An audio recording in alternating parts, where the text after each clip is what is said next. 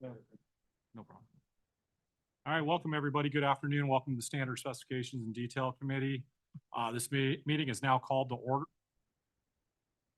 For those around the table, please remember to turn on your microphone when speaking. For those participating via Zoom, please state your name when making a comment, and I ask that you have your camera on. It helps out. If you can't have your camera on, at least state your name, please. The MAG public comment process allows for members of the public to comment on items that fall under MAG's jurisdiction. If you'd like to comment at today's meeting, please fill out a request to speak form. MAG staff can assist you with any questions that you might have.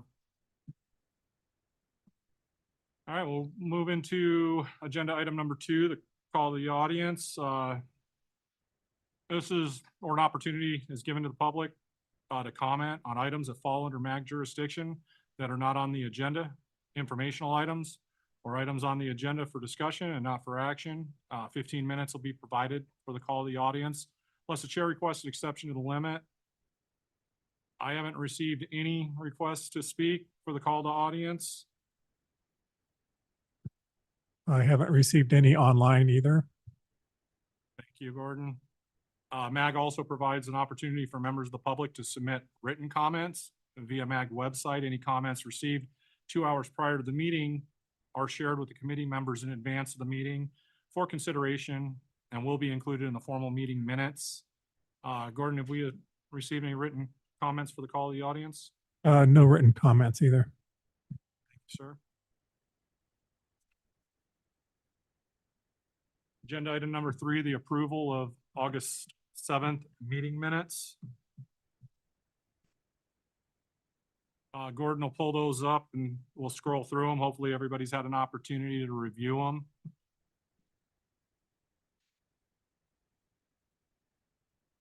If you do have any comments or changes that you need made to the meeting minutes, you can go ahead and speak up for corrections.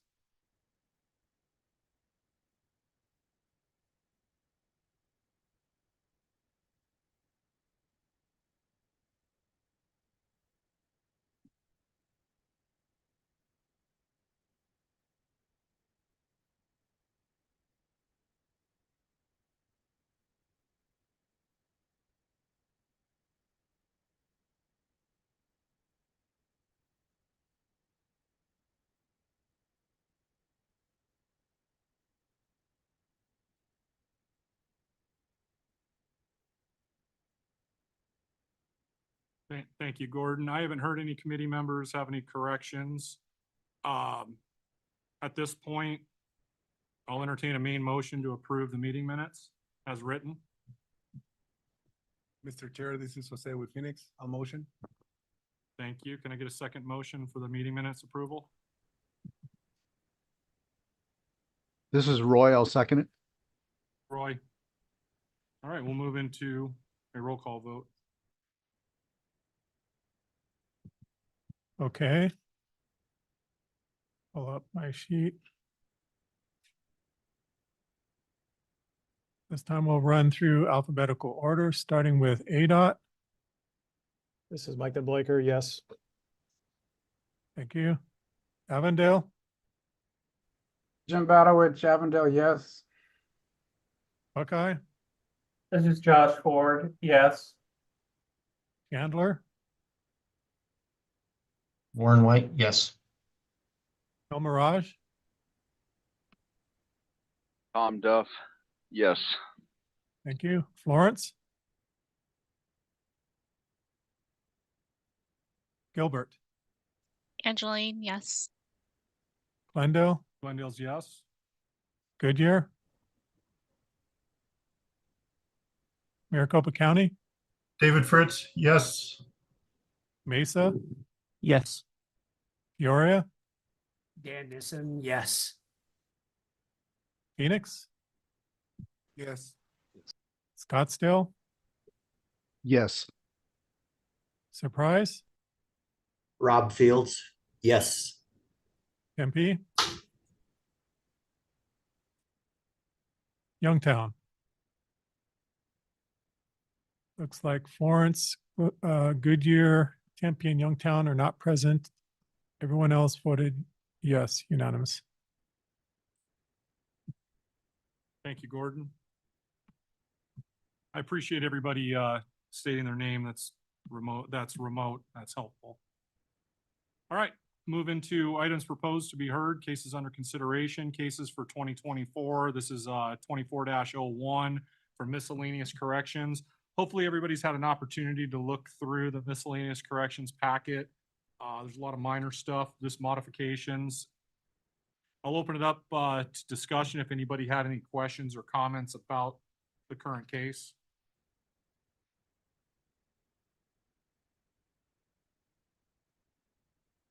We've been gathering these up all year. I think the last two were the precast safety curb. There was a comment, there was a note about called out 25. It should have been 1 inch. Then there was also the updated note for the tapping sleeve length to go ahead and record that as a tapping sleeve and not a tapping saddle. That was detail number 342.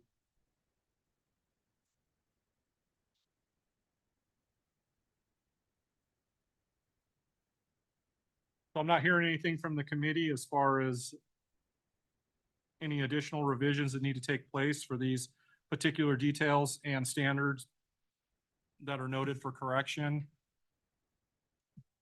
Just, Mr. Chair, one more thing I might have missed it when it came up on item I, 611.6.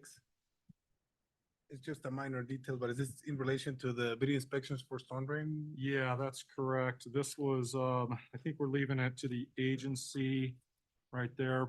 Provide a digital format acceptable to the agency. Okay, I was just gonna suggest the word acceptable, but you got it there. Nailed it.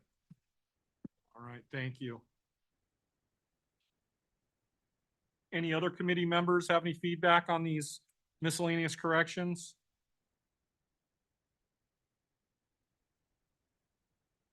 Well, hearing no opposition from the committee members, at this point, I'll entertain a main motion to move forward to vote for approval. And anybody can motion, that includes industry. David Fritz, McDonough, I move approval. Thank you. Gene, I'll second that. Thank you, Ryan. So we have two motions. We'll go ahead and move into a roll call vote for approval.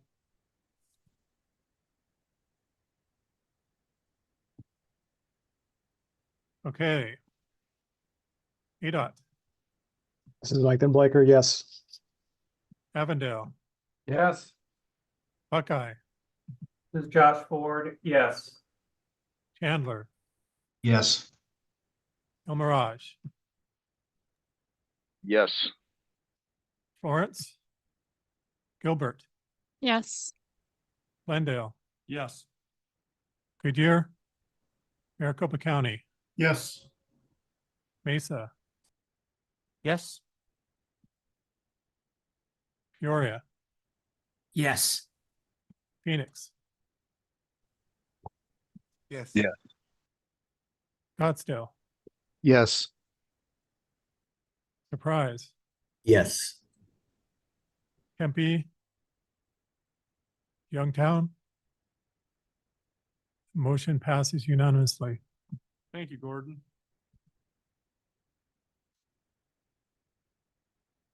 All right, thank you, committee members. We'll move into agenda item number 5. This is case 24-05. This is to revise section 631.3.5 and to add a new detail 341. A little bit of information, a little bit of background. We had we had Jeffrey Butters join us at least 2 times that I can recall off the top of my head, join the committee to discuss the corrosion and whatnot that takes place when dissimilar metals are clamped directly to the ductile iron pipe. So Butters also explained, how these metals will negatively affect and where the failures, we're not getting the longevity, or we may not get the extended longevity when we're not properly poly wrapped. So that's where this case came from, following the Ductile Iron Pipe Research Association and their suggestions. There was some minor modifications made to avoid some, any potential confusion on this case. So the 631, the text itself, was very minor. We removed the, including 3-inch pipes, since nobody ever uses 3-inch. We captured 3/4 inch to 2-inch copper, services, since they are primarily a lot of municipalities use the double banded bronze saddles. The tapping machine would be the machine at the agency's approval. Also, the installation of tapping saddles on ductile iron pipe would follow the detail 341, and that's noted in 631. So the changes to the detail itself, Gordon, if you could pull that up. There was a little bit of confusion, and my water services team really pushed to clear that confusion. They saw it, that it could potentially be confusing in the future, so they wanted to basically X out the tapping couplings. They did, show me a picture of a tapping coupling, and it's just very similar to a transition coupling, how it goes around, and then it has a tapping location on it. So we had removed any reference to tapping couplings, and this will be for tapping saddle installation on ductile iron pipe, as you can see in the title there at the very bottom. Gordon had cleaned it up, made the final version there. Glendale's drafter did a great job drafting up these pictures. I think, in my opinion, this is long overdue, and ready to go. So at that, I'll go ahead and open it up to discussion from the committee. If anybody has any questions, comments, or anything they want to add to this case.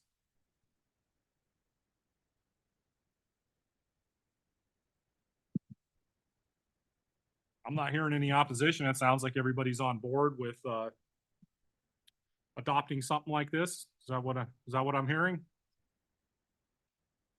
All right. Since I'm not getting any feedback on it, I'll go ahead and entertain a main motion. Mr. Chair, this is Warren White. I motion to approve. Thank you, Warren. Mr. Chairman, this is Dan Nissen. I'll second that motion. All right, thank you, Dan.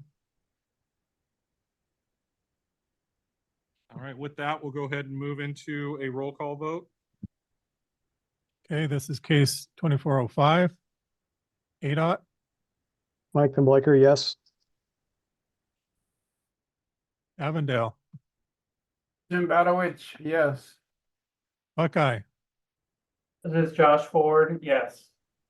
Chandler, Yes. El Mirage, Yes. Lawrence, Gilbert, Yes. Glendale, Glendale's yes. Goodyear, Maricopa County, Maricopa County, yes. thank you. Mesa, Yes. Peoria, Yes. Phoenix, Yes. Scottsdale, Yes. Surprise, Yes. Tempe, and Youngtown. Okay, the motion passes unanimously. Thank you, Gordon. Thank you, committee members. You obviously all see the value in having this detail enshrined in the MAG standard specifications and details. I appreciate that.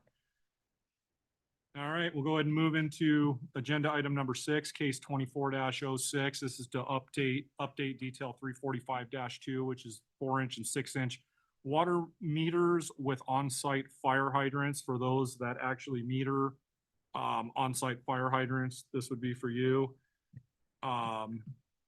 This one here, the goal here was to remove any references to manufacturers. There was a lot of stuff called out that really is obsolete anymore, have been bought out. There was catalog numbers or specific items that aren't even in existence anymore. So Gordon had gone ahead and cleaned up the version, put it together as it'll be presented in MAG.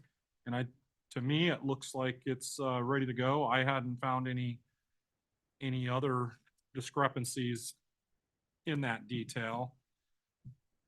With that update, I'll open it up to discussion with the committee.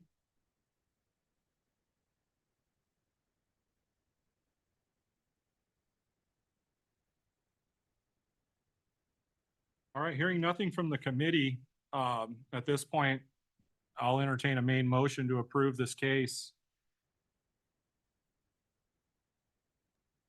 This is Roy. I move that we approve case 24-06. Thank you, Roy. I'll entertain a second motion. Mr. Chairman, this is Dan Nissen. I'll second this motion. Thank you, Dan.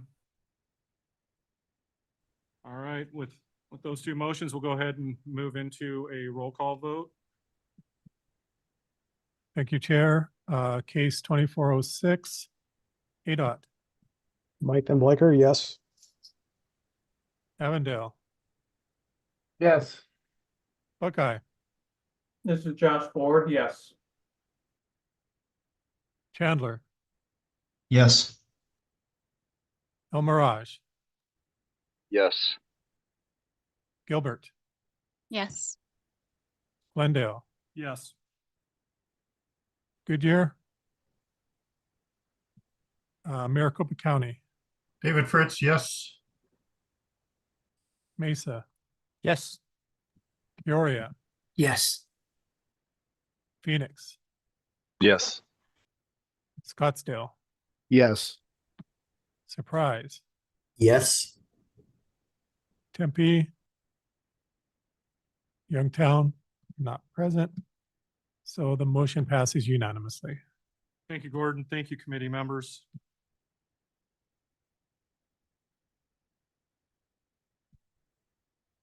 All right, we'll move into agenda item number 7. This is case 24-09, revise section 710 asphalted concrete to allow liquid anti-strip. This one's sponsored by Greg from the Asphalt Working Group. Greg, do you want to give us any updates on this case? There hasn't been any updates. Thank you, Mr. Chairman. There hasn't been any updates in the last, since previous to the last meeting. We did send it out through the associations to try and garner any other comments. And to date, we have not received any. So at this particular point, unless anybody in the group would like to discuss further. No, Glendale we didn't have any comments ourselves, at least those that I spoke to. Phoenix have any comments? I'll open this up for discussion from the committee. If anybody has any comments, questions, or anything they want to clear on this case, please bring it forward.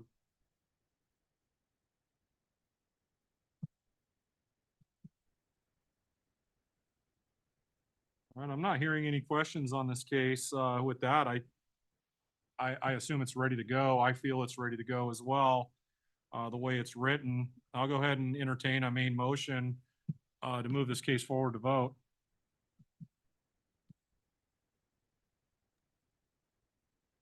Mr. Chair, this is Warren with City of Chandler. I motion to approve. Thank you, Warren. This is Roy in Scottsdale. A motion second. Roy, we got you. Thank you. All right, with that, we'll move into a roll call vote.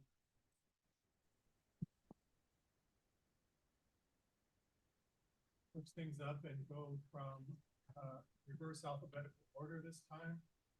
Sorry, we're going to go in reverse alphabetical order this time. Youngtown, still not present. Tempe, not present. Surprise. Yes. Thank you. Scottsdale, Yes. Phoenix, Yes. Peoria, Yes. Mesa, Yes. Maricopa County, Yes. Goodyear, not present. Glendale, Yes. Gilbert, Yes. Lawrence, El Mirage. Yes. Thank you. Chandler, Yes. Buckeye, This is Josh Ford, yes. Avondale, Jim Batowich, yes. and ADOT. Yes. Thank you. The motion passes unanimously. Thank you, committee members. And Gordon, thank you for going, starting from the back and working forward. I'm still in the middle, so. Glendale and Goodyear are still in the middle.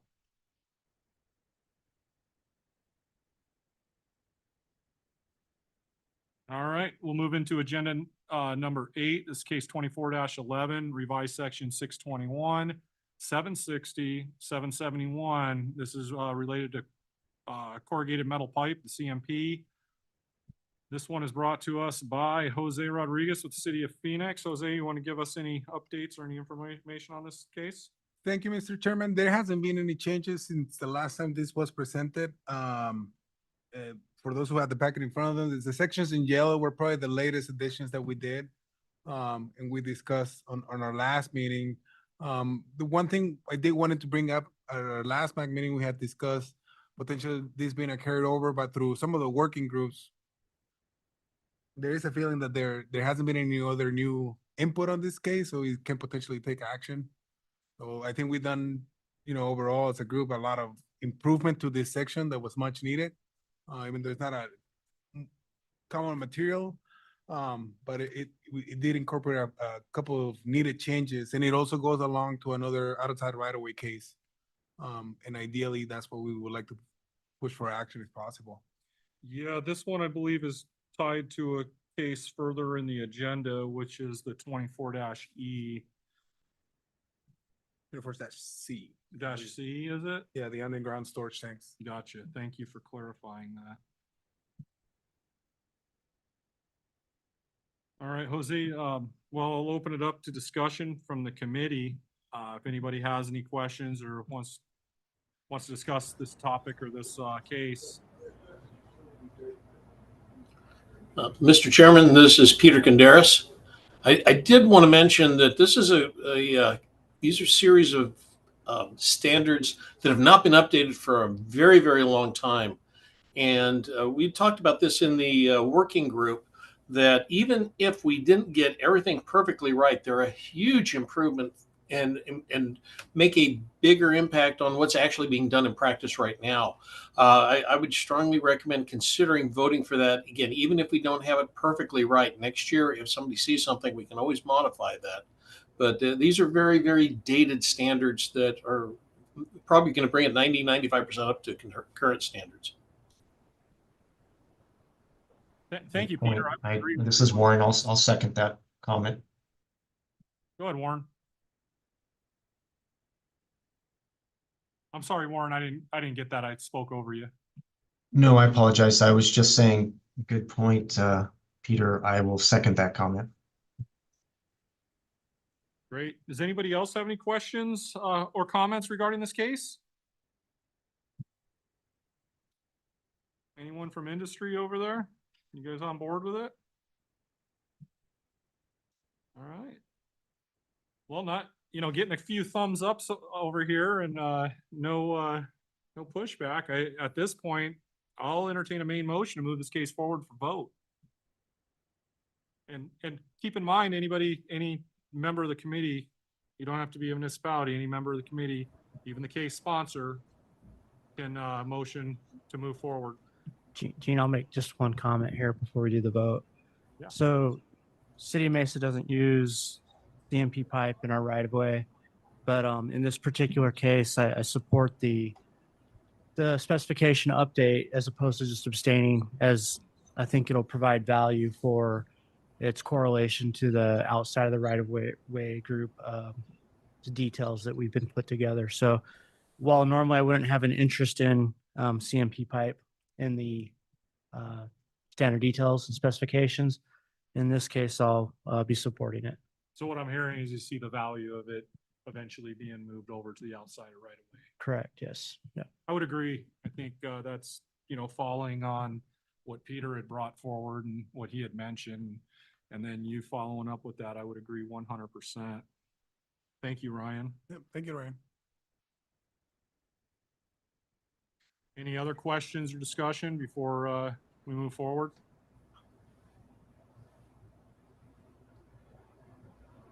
All right, hearing nothing else from the committee members, again, I'll go ahead and entertain a main motion to move this case forward for vote. If you'll let me, I'll go ahead and motion to vote on it. Peter, Peter. you are granted permission. Thank you, sir. Thank you. With that, I'll entertain a second motion. Assuming the motion was for approval, I'll second that motion. Was for approval. Thank you. All right, with two motions, we'll go ahead and move into a roll call vote.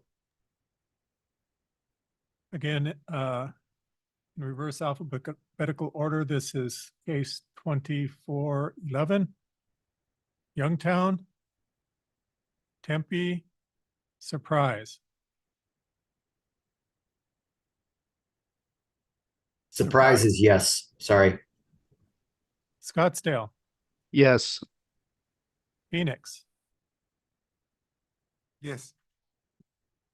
Peoria, Yes. Mesa, Yes. Maricopa County, Yes. Glendale, Yes. Gilbert, Yes. Florence, El Mirage, Yes. Candler, Yes. Buckeye, This is Josh Ford. Yes. Avondale, Yes. ADOT. Yes. Thank you. The motion passes unanimously. All right, thank you, Gordon. We're batting 4-4. Thank you. 4 for 4.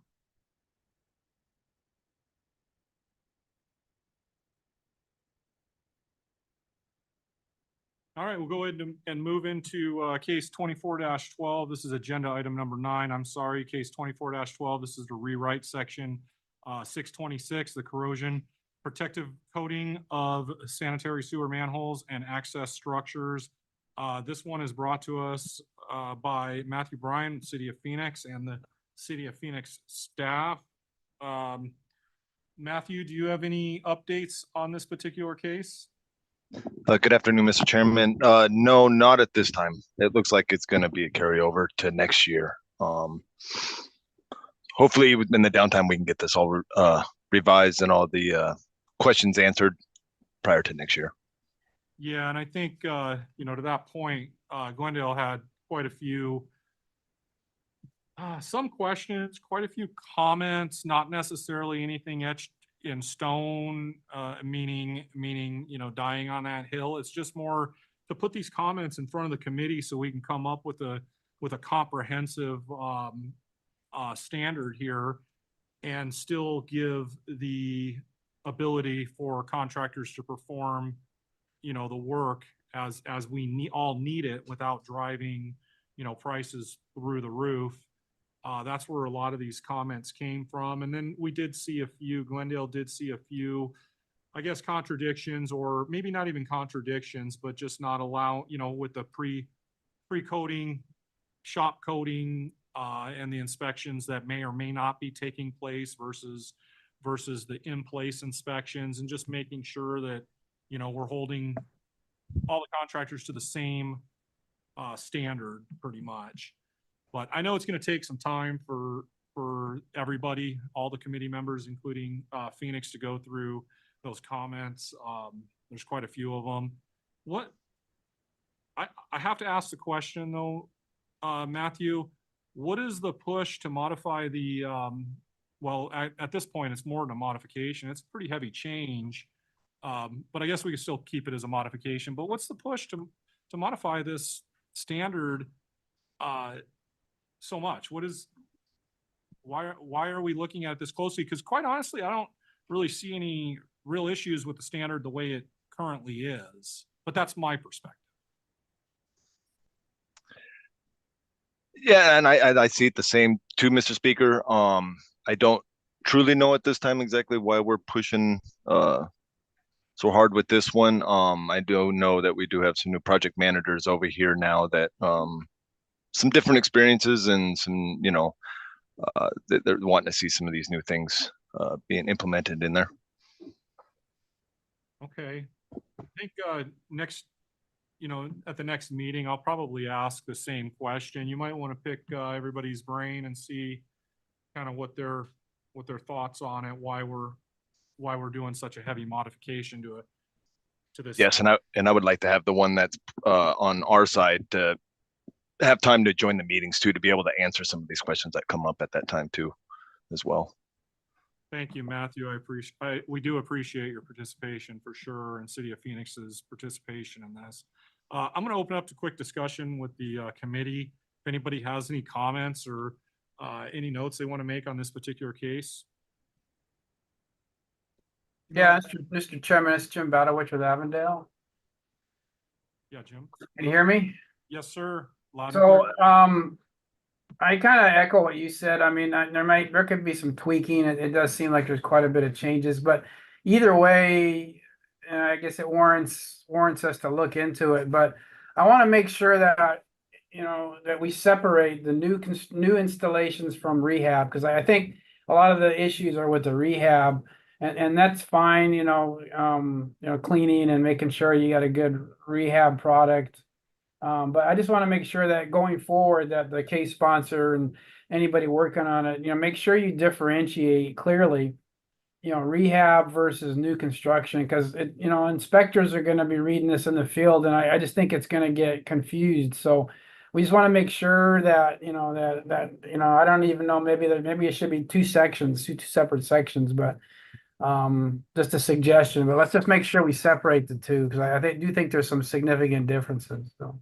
No, that's a great point, Jim, and I would agree with you 100% that rehab is not new construction. It's a whole different animal, and we're trying to, with this standard, we're trying to capture it all. Now, there is a lot of overlap, but we're trying to capture all of it under one standard, which could be quite confusing for somebody out in the field.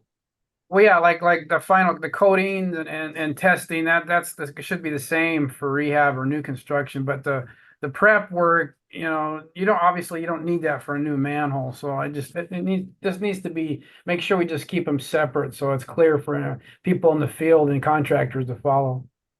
Yeah, and just to clarify, there is prep that obviously, and it needs to take place on new manhole, just for the surface latents, but not nearly as in-depth as a rehabilitation. I've been running the rehabilitation program with Glendale since 2013, and I've seen some pretty bad manholes, and I've seen a lot of new manholes, and yeah, they're similar, but they are yet very different. That's all I had. Thank you, Mr. Chairman. Thank you, Jim. Yeah, Mr. Chairman, the only thing I would add is you touch base on it, and it's probably where you really need to spend the time working on the cases, the surface preparation, even for new construction and the current spec. That's probably something that is worth looking at, because most of these coating applications live and die by the substrate preparation. So, and I think that was the initial intent where the Phoenix group started taking on the overall spec. So I think what I'm hearing is that the spec isn't really addressing the or the new construction enough. It probably started as part of the rehab program, but at the end of the day, there were still issues with new coated manholes not lasting as long as they should have. And it all had to, from Phoenix's perspective, had to do with the surface preparation. Yeah, I mean, that was one of my comments in here regarding shop coating. I think it was actually number one. But as you get into it, a monolithic coating is going to be a lot stronger than a layered, affoliated, lack of better words, coating, to where you have interfaces and terminations. So how much are you really gaining by shop coating? If you got a field coat, you might as well just do it all in one shot. That's my opinion and my experience, which we all have our own.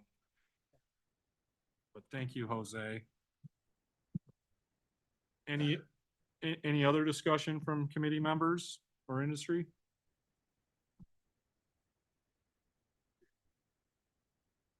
All right, well, we'll see this one on the agenda for next year. Thank you, Matthew. I appreciate it. Yes, thank you, Mr. Chairman. All right, we're going to move into agenda item number 10. This is case 24-13. Proposed revisions to section 620, cast in place pipe, CIPP. This one is brought to us by Warren White out of Chandler with the Water Sewer Working Group. Warren, do you have any updates on this case? Thank you, Mr. Chair.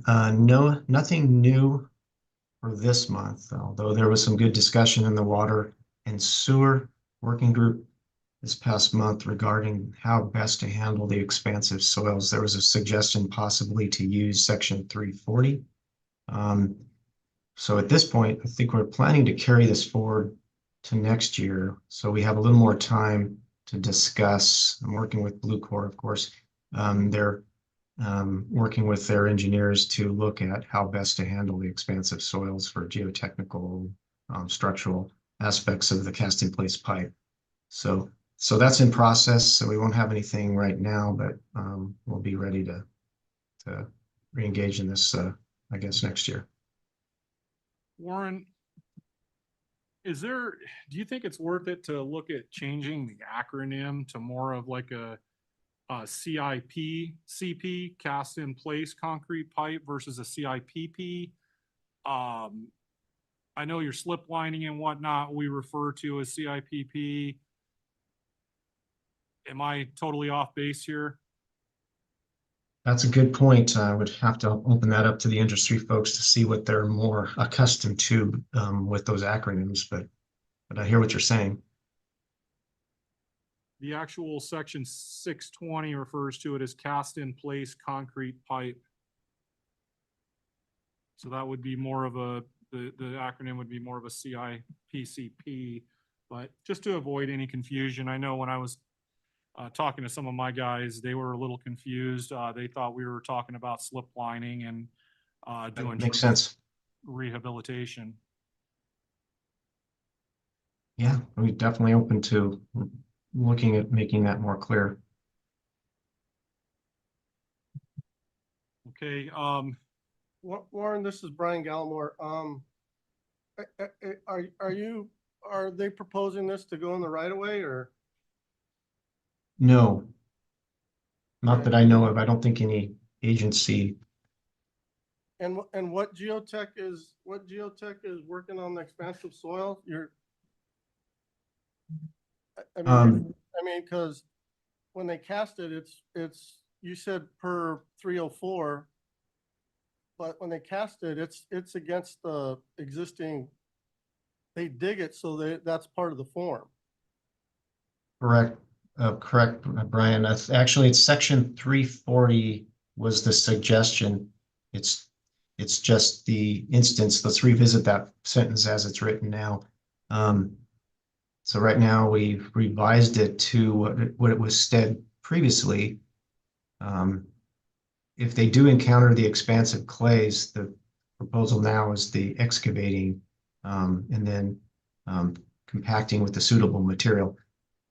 But if you look at section 340.3.1 subgrade preparation, there was another method that's recommended there for underneath sidewalks. I believe that was the discussion from the working group. Jim Badowich, I believe, made that suggestion. Jim, is that right? Yeah, Warren, I recall that. Again, 340s for sidewalks, so that's kind of why we need to maybe customize it for pipe and actually, further discuss this as far as how do you construct it, how do you mitigate the soil, I guess, this, if it's expansive, or is it if it's if it's too expansive, do you just not use it? So I don't know. And that's where it's at now. After I spoke with Jared with Blue Corps, is they wanted to kind of revisit that with their engineers. I think it warrants just further discussion, whether we exactly what final product might, I don't know, we'll see, but I don't know. What concerns you have, Brian? No, I mean, it's just the like you said, the expansive material. it will look good when they're excavating with their pipe. But like you said, as soil expands and contracts, it might cause the pipe a problem. And the only way to mitigate it is to what you originally had, to take it all out and then put material back in. At that point, it doesn't become cost effective to do it twice. Right. I'll have to look at 340 to see if that can be modified to fix it. I can talk to Blue Core to see what their engineers are saying. Sure, that would be great. At what level, if a geotech's gonna sign off on it, I mean, they're just gonna give you a recommendation and then it's gonna be who's ever putting it in. I mean, I think it's a good idea for out of right of way. But, okay, I'll engage with, Blue Core and see what they're doing with their geotech. Right, and Brian, as you know, the main premises of this is their use of this for underground storage retention tanks, which obviously are outside the right of way, right? Correct. Yeah. Okay. No, I've seen them they're doing quite a bit on the west side. So I've watched them. I think it's a good application for it in the right circumstances. Yeah, storm drain, irrigation lines, or underground storm retention systems. Mr. Chairman, this is Peter Conderas. I would caution on extracting language from, say, sidewalk, curb, gutter type of installations where expansive soils are encountered versus a pipe where the soil is the form. These are two different animals that may require even a little bit more thinking on the type of soil that gets replaced.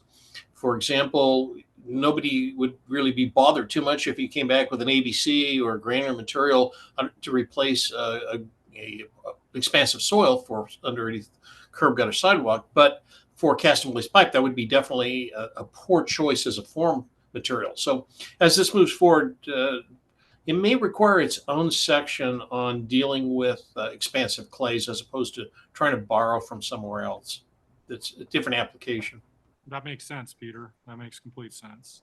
Yeah, thank you, Peter. I totally agree. I think that's what Blue Core was looking at too, is kind of taking a little more time to look at this. Yeah, I think it's wise to look at that, what Peter just noted, not robbing from another, like sidewalk, for instance. And Warren, would you mind making a note just to discuss with the committee on the acronym for I noticed it's referenced a couple times throughout, and see if that's something we want to change, the CIPCP. Yes. Definitely. Thank you, Mr. Chair. All right, any other discussion on this case? All right, it doesn't sound to me, Warren, like we're ready to move forward with this case for approval yet. It looks like it's going to be a carryover case. Is that safe to say? Yes, correct. Thank you. Thought I'd give you the opportunity before I forced it. Thank you.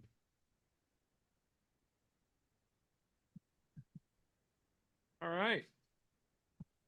Hearing no further discussion on this case, we'll go ahead and move into items proposed to be heard outside of right-of-way cases under consideration.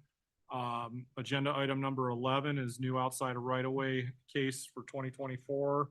So OROW 24-A retention basin spillway details 510-1 and -2, and move detail 227. This one, Peter has been in the outside of right-of-way working group has been putting quite a bit of work into. Peter, you want to go ahead and give us any updates on this case? Thank you, Mr. Chairman. The modifications shown that we did are in response to the City of Phoenix comments. These were back in August. I think we had these presented at the last meeting. I'm trying to remember. I believe we did, because it's dated the date of our last meeting. So what we did was, and you've got a red line version. Since then, I've not received any comments on the red line. It basically is all the addressing. So you can see how it was changed before. We probably should have turned it to black, because these are effectively the comments that have been around for a month that have been addressed. Again, nothing else has come across on this. We did add in the item last time we talked about, which is making sure that the outside right-of-way detail for the sediment trap is properly identified in here also. And that's been added to the case, so it'll be the third page. And Gordon, I think we inverted some numbers. I think I had that as 511, and it's gotten changed to 551. So at the very bottom there, yeah, I think that's supposed to be 511, because that's the way we're referencing it before. So that would be the only difference that we're seeing here. So again, we haven't received anything. This was the case to kind of fill in the gap between last time. We've identified that this is, it does not exclude any kind of other type of spillway. It just is explaining what the concrete spillway is. And I don't think we had anything new, but I'm hoping to entertain any questions or comments on it. Yeah, you guys Or put some hope- pretty good Go ahead. work in this, Peter. I think City Phoenix has given us quite a few really good comments that we got incorporated, and I think it sleeked it up quite a bit. Good, and yeah, it looks like the 551, it would only make sense for it to be 511 for that last detail. All right, thank you for the update on that. I'm gonna open it up to discussion from the committee members. Phoenix, would have all of Phoenix's concerns been addressed? Just, Peter, just one more comment. 510-1 and -2. I don't know, between the sediment trap and the spillway on the 511 or the 551, it calls out for the expansion joint material. If that can just be mirrored in the 510 series. That was in 510 or 511. Did we? It was in. Oh, you wanted it mirrored from 510. Yes, it's From called the out. prior one. Okay. They're both Oh, standalone. yeah, that's what I see what you wanted. So we would just identify the same note that's in 511 that says expansion joint, Yes. and we would just show that in the 510 series, so we've got them matching. Okay, that's an easy one.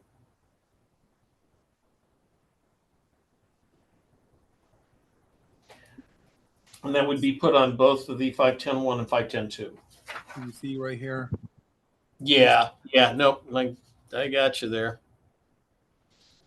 So we just add that to both 510-1 and 510-2. Okay. So call it out here too. I see.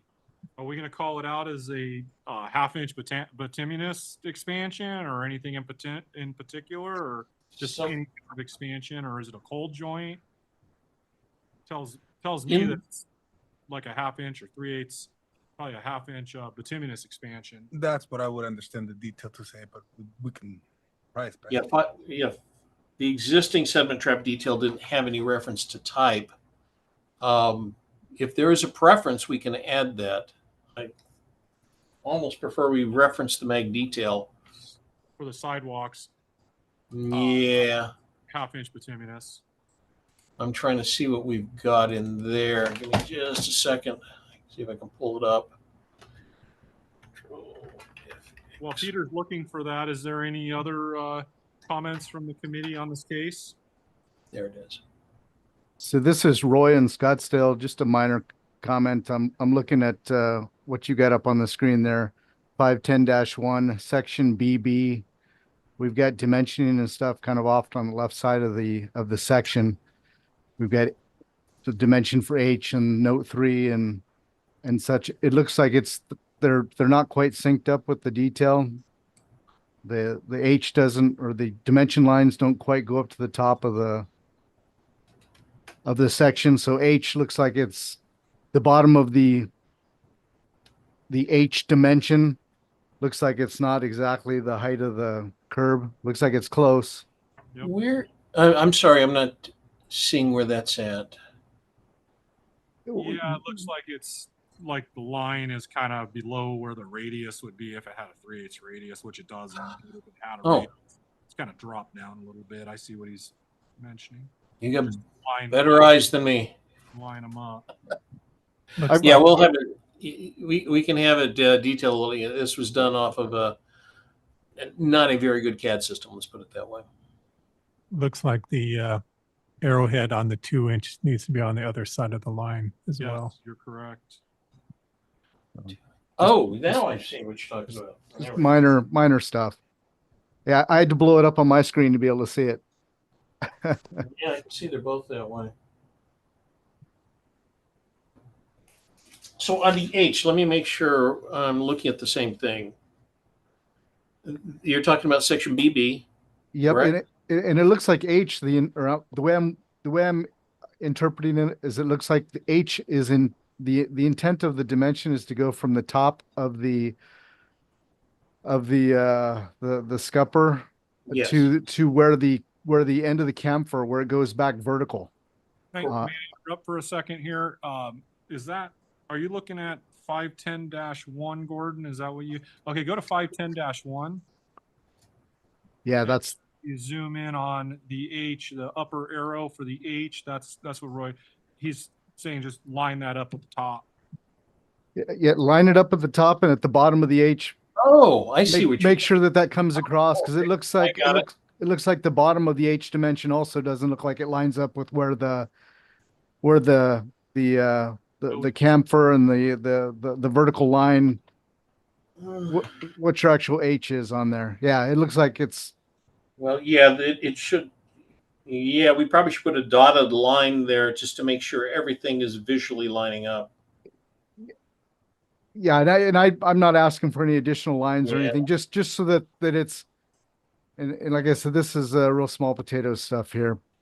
No, I see what you're saying now.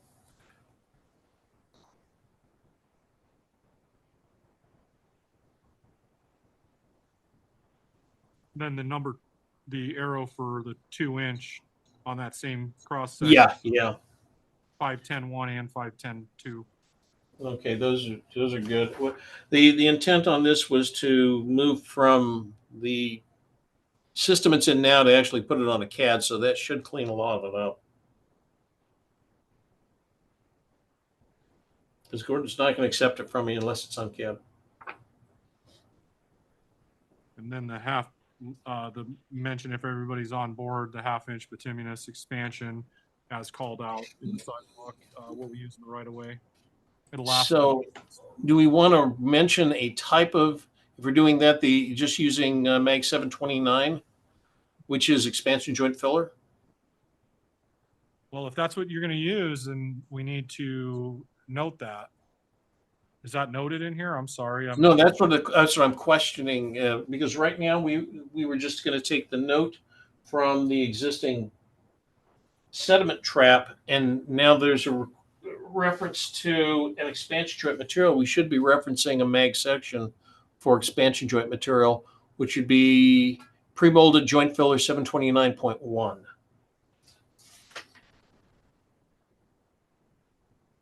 Yeah, I'm not familiar with that one. Thank you. Yeah, I just had to go look it up because that should be added then to the sediment trap also. Well, that'll keep water infiltration from taking place if it's a joint filler into in between the two concrete structures. Yeah, I'm reluctant just to say expansion joint material or a size. I'd rather we make sure we reference an existing MAG standard that specifies the material. So that'd be, 729.1 provides pre-molded joint filler that's used throughout the rest of the standards. Yeah, I think that would be the right direction. Yeah. Committee members feel the same way? Oops. There we go. Not hearing much from the other members. Peter, is this a case you want to try to move forward today? And I would love to. I mean, these are minor changes we can easily slip in. That's why I wanted to make sure we have an actual MAG reference to the expansion joint material. So, we'd like to do that. So what we do is on the sediment trap detail, add behind expansion joint per MAG 729.1, duplicate that on the 10.1 and 10.2, and then clean up. That would require cleanup of the arrows on section BB. Gene, just one question. When you made the comment earlier about requiring the bituminous, were you asking for the reference to be specific to that or any kind of approved joint? No, the question expansion? was, thank you for clarifying that, or for asking me to clarify that. The question was more, should we target, I mean, the expansion that I'm used to seeing applied is the half-inch bituminous with sidewalk or driveways or at the PT, if we wanted that to carry off into this detail or not. But I think since it conveys water, this expansion, Peter, that you're calling out is a more sealed, non-permeable expansion. So you would want either the type A, which is the resilient bituminous, or I guess type C would work too, sponge rubber cork. But I guess what I'm getting at is it still impervious to water, or is there? It sounds like is there a seal that goes over it? I'm not familiar with this particular section right here. That's why I'm asking. Nothing has been referenced prior to that. I'm really reading off the current standards. So if there's a desire to have it more of a water resistant material, I can see the type A and the type C. Excuse me. Type B is the cell polypropylene foam, which may or may not be as waterproof. And type D is the polychloropropene elastomeric. Well, it's an elastomeric, so it's pretty water resistant. Yeah, and I think Gene is talking about putting an actual bead of joint seal on top of which is a maintenance issue. Yeah, and I've never seen it. To be honest. Yeah, which I want to try. Yeah. And instead of just making the filler itself more resistant, actually putting a crack seal over it. Well, and that's what I was trying to figure out if this was addressing it. My eyes don't see that far, but Gordon's done a great job in zooming it in for everybody else. I'm not necessarily saying it needs to have that. It was just more of a question, and quite honestly, it's just additional maintenance when you do. Yeah. I'm somewhat reluctant to have to. I've never seen one with a seal put over the top of. Now, a joint material, sure, that's not a problem, but and actually specifying a more water resistant, but to actually put a crack filler basically over the top, I've never seen that done. I think calling out the section is enough. Okay. So this is Roy. I was just looking through the specs and looking at like what we do for our valley gutters and stuff like that, and we refer to as section 340 expansion joint, which we don't specify the type of joint material, but just that the expansion joint material shall extend fully through the concrete and 1 inch into the subgrade. So placed in accordance with 340. That's 340.3.4.1. So the expansion joint material would be placed in accordance with 340.3.1. The material type would be 729.1.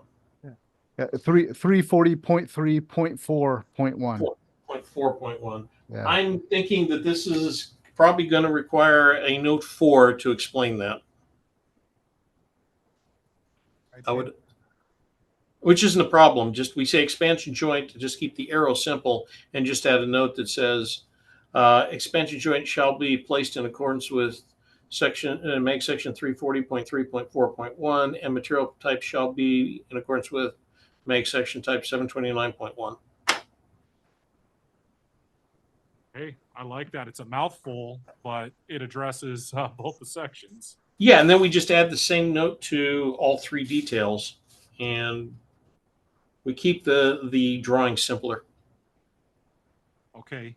And this is Warren in the type, the 0.1, Peter, does that say which one? Make sure we're on the right. We're bounced. Oh, crap. Look at that section again. Yeah, Gordon, could you bring that back up? That was in the when you pulled up the mag a second ago, the standards. Okay. Now that one doesn't. Yeah, that one doesn't specify material type. We need to have 729.1. Yeah, I would agree with you, Peter. And then And whether those it's are the, yeah, do we care if it's, yeah, do we care? I would think 729.1 should be enough, and Okay. one of those options seems to potentially do the trick, so. Yeah, I would agree. I would agree with Jose.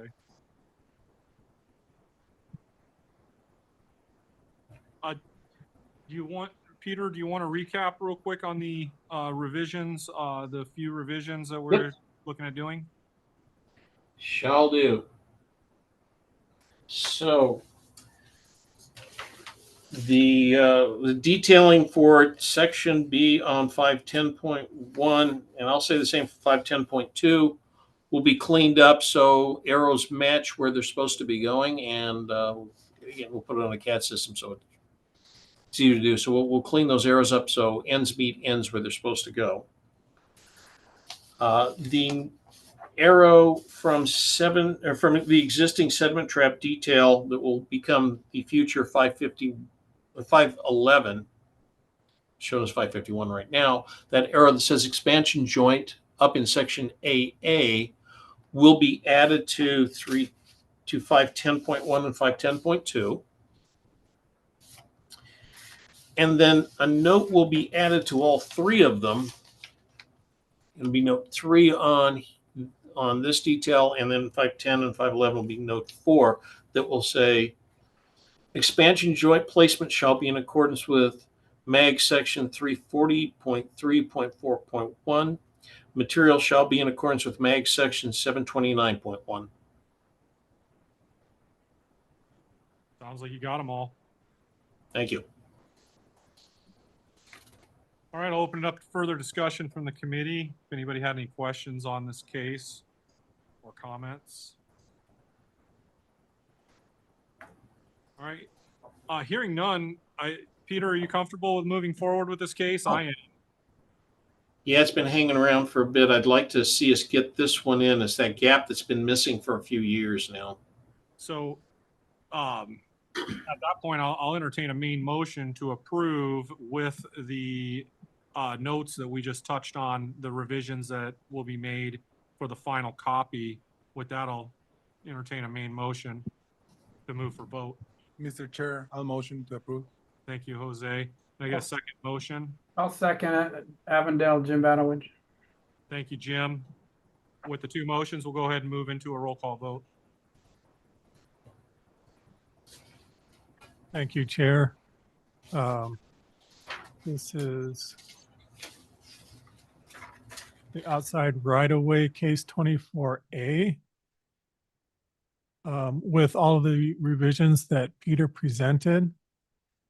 And not to leave you out, we're going to start with Glendale and then work through it that way. Thank you, Gordon. We'll go ahead and vote yes to approve. Thank you. Goodyear. Maricopa County. Yes. Mesa. Yes. Peoria. Yes. Phoenix. Yes. Scottsdale. Yes. Surprise. Yes. Tempe. Youngtown. Back to the start, ADOT. Yes. Avondale. Yes. Buckeye. Yes. Chandler. yes. El Mirage. Yes. Lawrence. Not present. Gilbert. Yes. Thank you. The motion passes unanimously. Thank you, Gordon. Thank you, committee members. I appreciate everybody's participation in this case.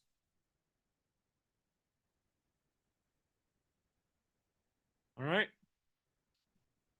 We'll go ahead and move into agenda item number 12, outside of right-of-way 24-B. This is to move detail 346 fire line detector vault from the MAG standard specification over to the outside of right-of-way book. This one here is typically located outside of the right-of-way. I've yet to see this in the right-of-way. Let's pull up the detail.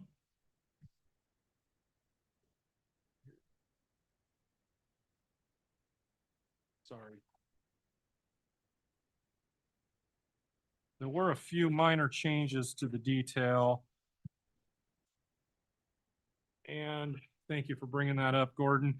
Basically, again, we removed any reference to manufacturers, called it out a little more generic, left it to the agency to approve the type of golf box, and then to approve the register or the I guess it would be the meter reading register off to the side of the vault.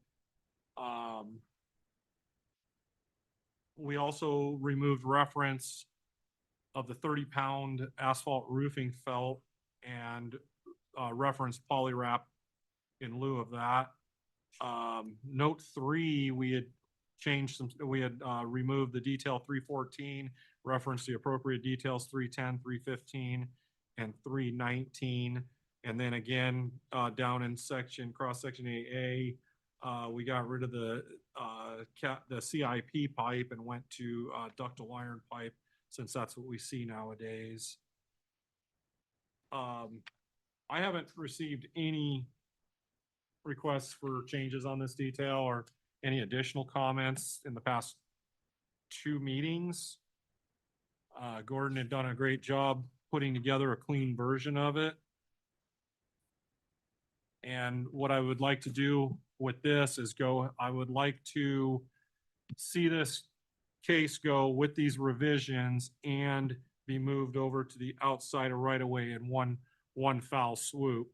So that's the goal here. With that, I'll open it up to discussion from the committee members.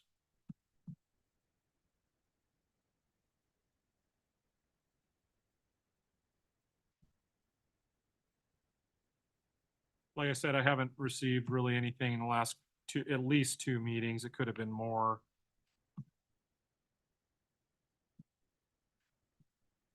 But I'm not hearing anything from the committee members. I'd like to see this go up for vote and get this moved into the outside of right-of-way book.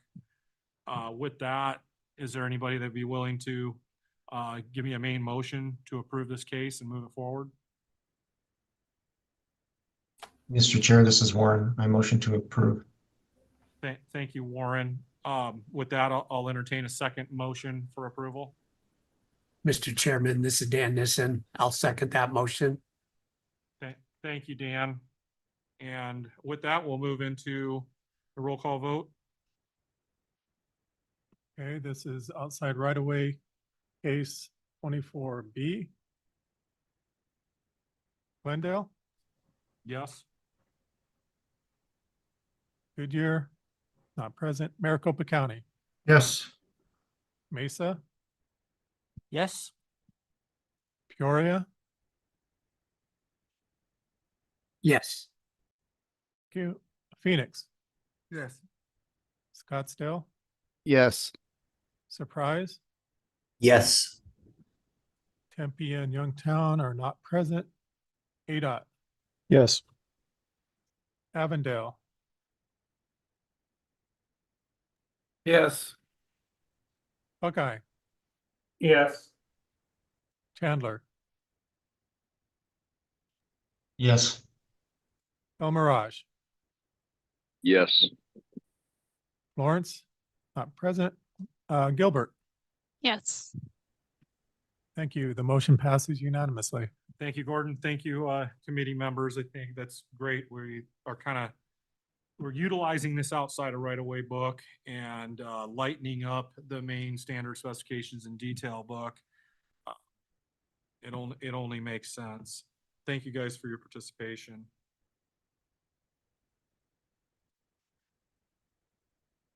All right, we'll move into agenda item number 13. This is another outside of right-of-way case 24-C. This is the corrugated metal pipe underground storage, detention and retention tanks. This one's brought to us by City of Phoenix, Jose Rodriguez. Jose, you want to give us any updates on this case?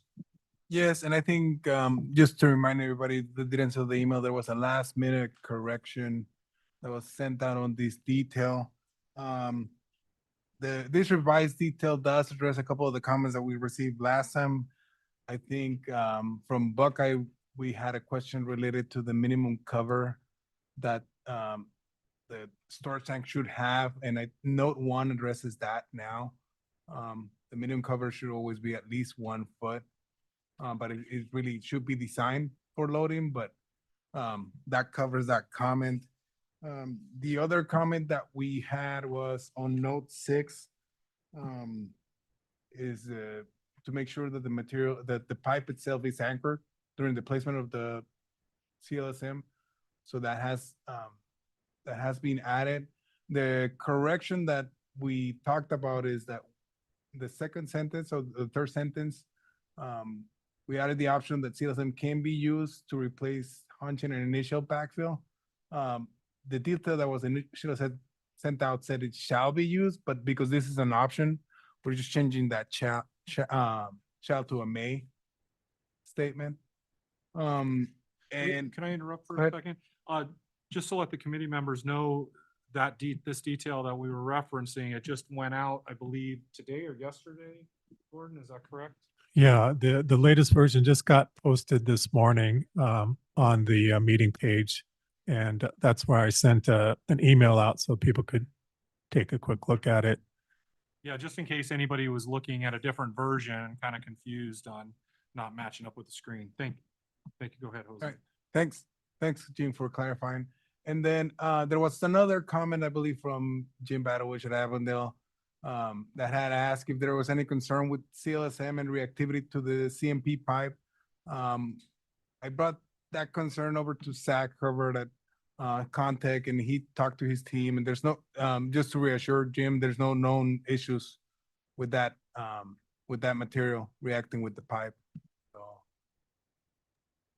and Zach is here, I can see him on the screen, if there's any questions on that, Jim. And those were most of the comments that were addressed on this updated version.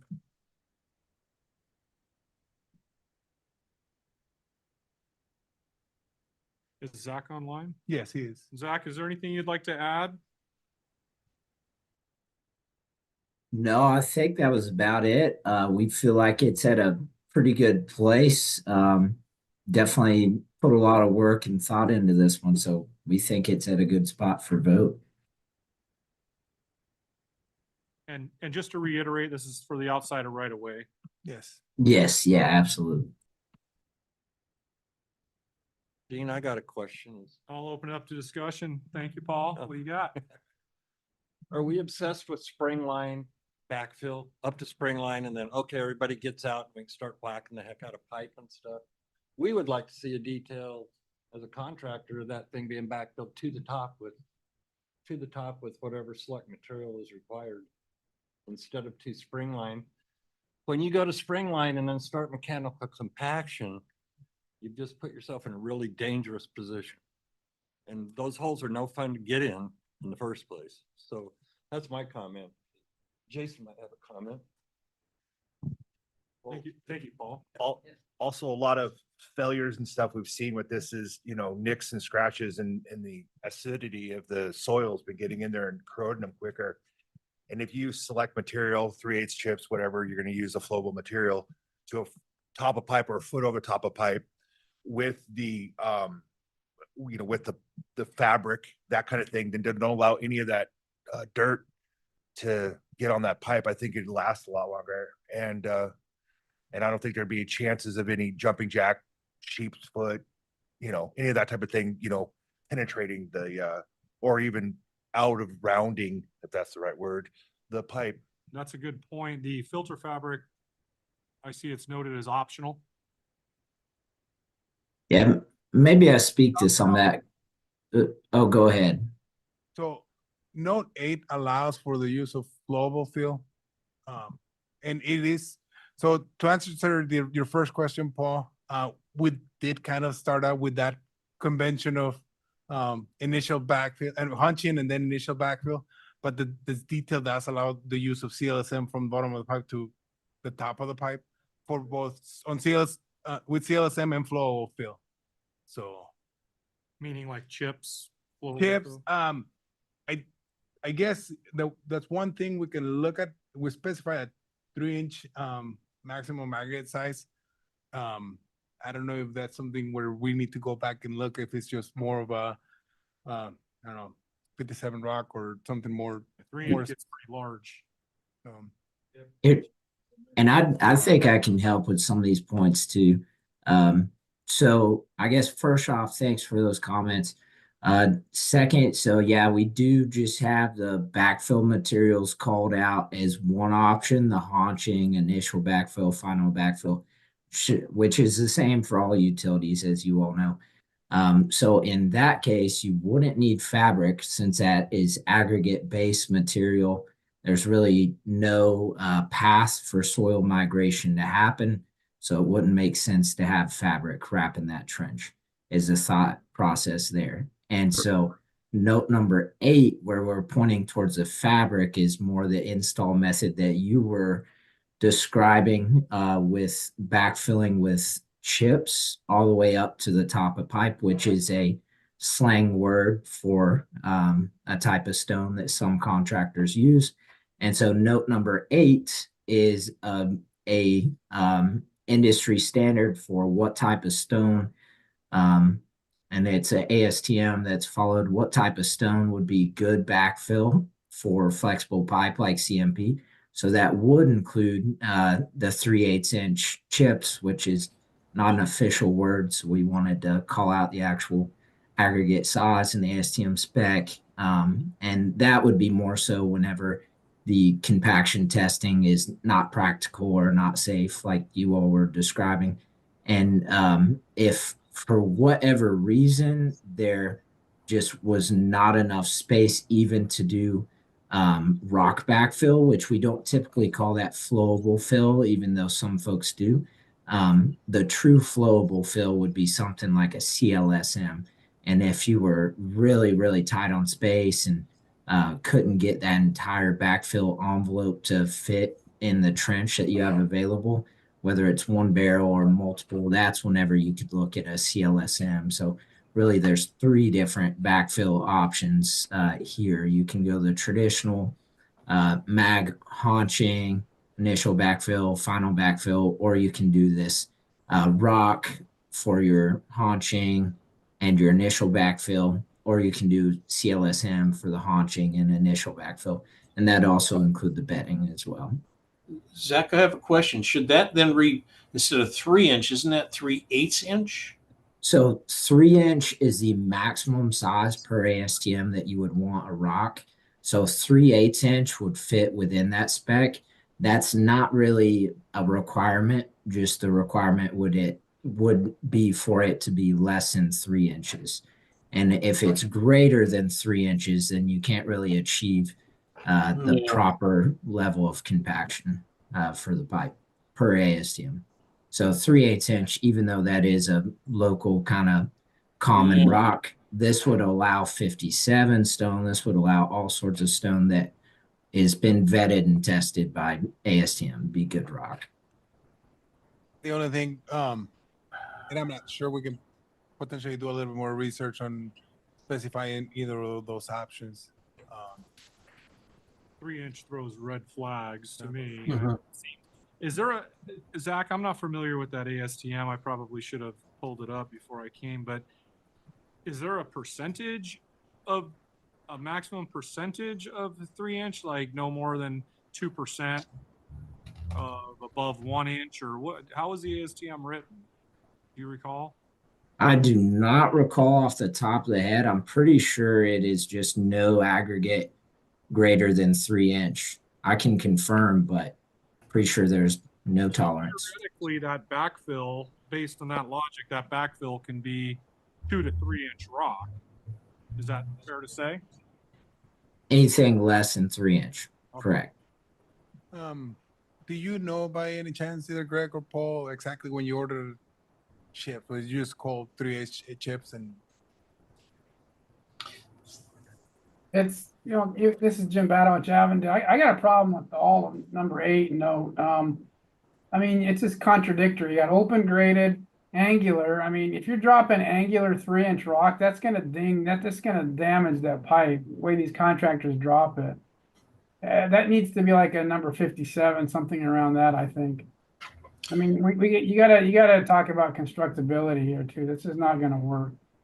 And then how do you, I mean, if you're using angular rock, there is no compaction needed. It's just, you get compaction when it's placed. So, you know, I have to echo what Paul was saying, is that all of this, there should be called out for no native and no ABC. Anything that needs mechanical compaction should not be in that area between spring line and 1 foot over it. And, you know, I understand the CLSM for the haunch area, that makes sense.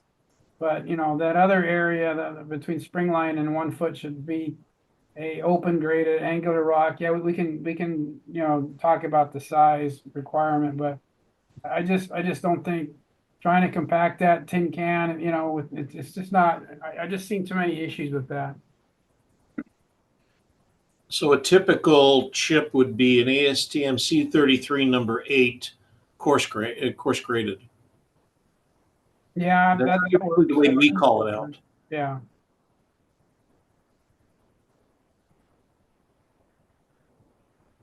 When we order that material, it's a rejected material. It's called reject chips. So that's where I was asking, because if we call out an High actual product.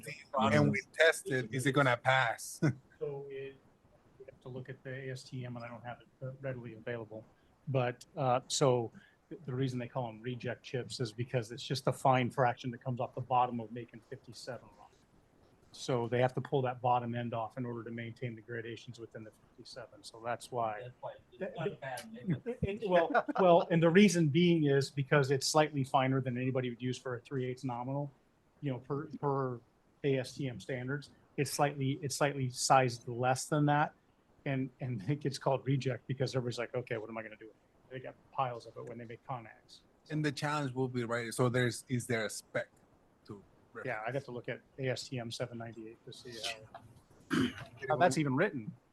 Right, because last thing you want is if that's the material that works, we test it and it's not gonna meet our gradation because that's not the intended.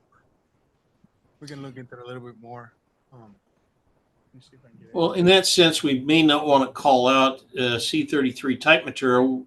Instead, keep that maximum aggregate size, but reduce the maximum aggregate size down to something that would fit it. We're not required to follow A798. It still meets A798, but we know that we'd rather have something minus 1 inch, say, which would fit the reject.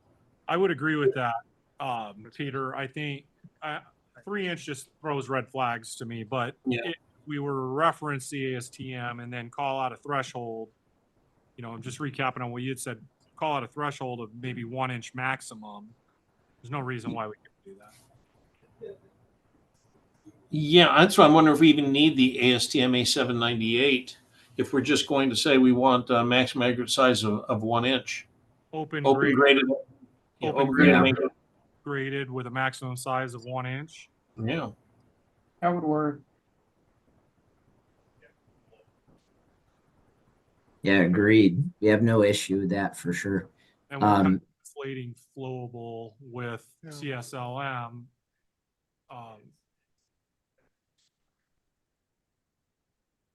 Yeah, it's covered in note 6, right?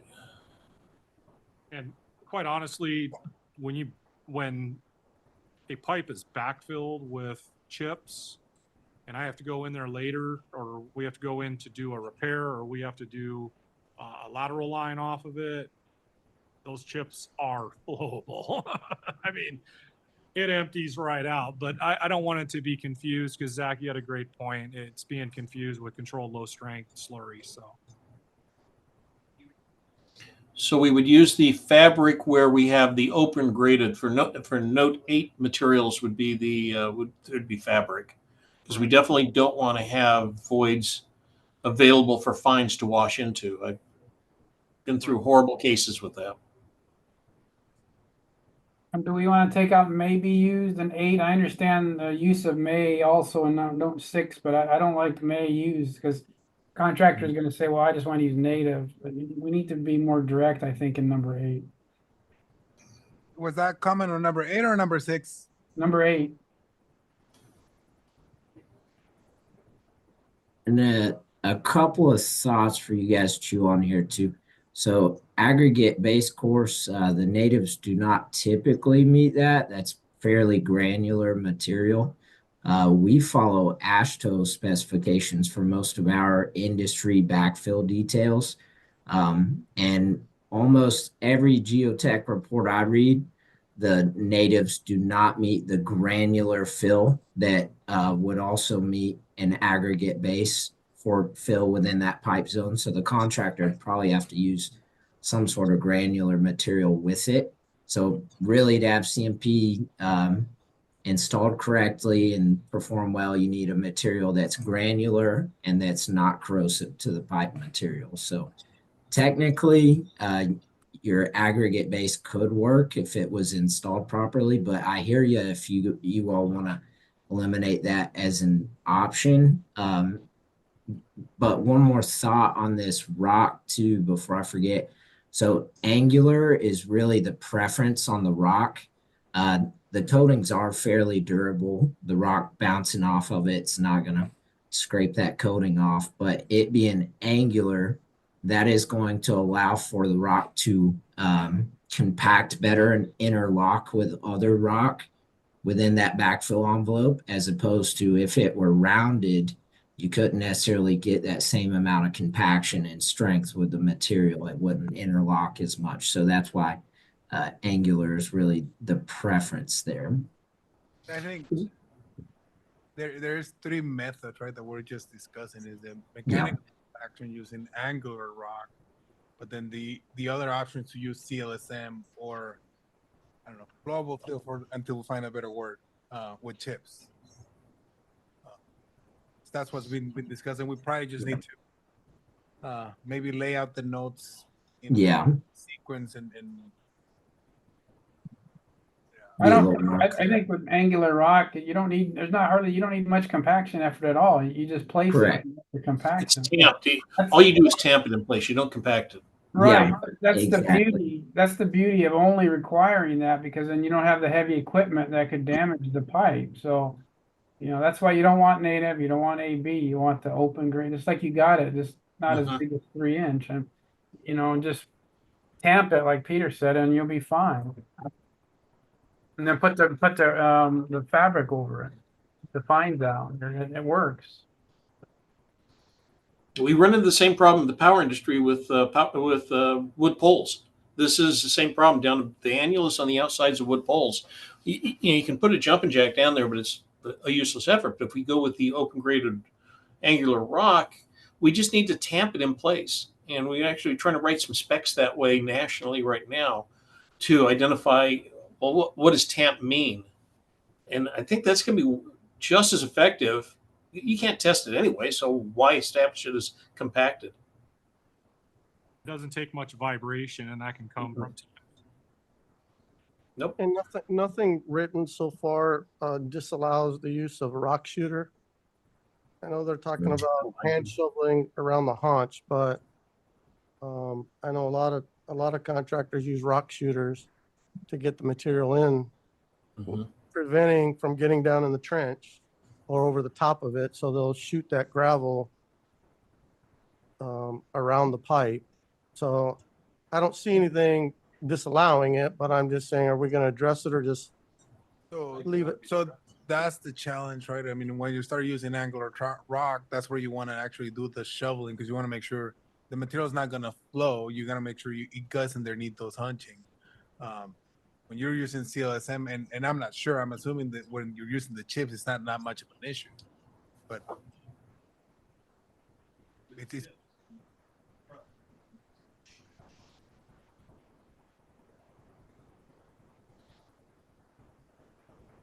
But from the question that was asked, is Peter again, there's nothing prohibiting the use of the rock shooters. I've had good success with those.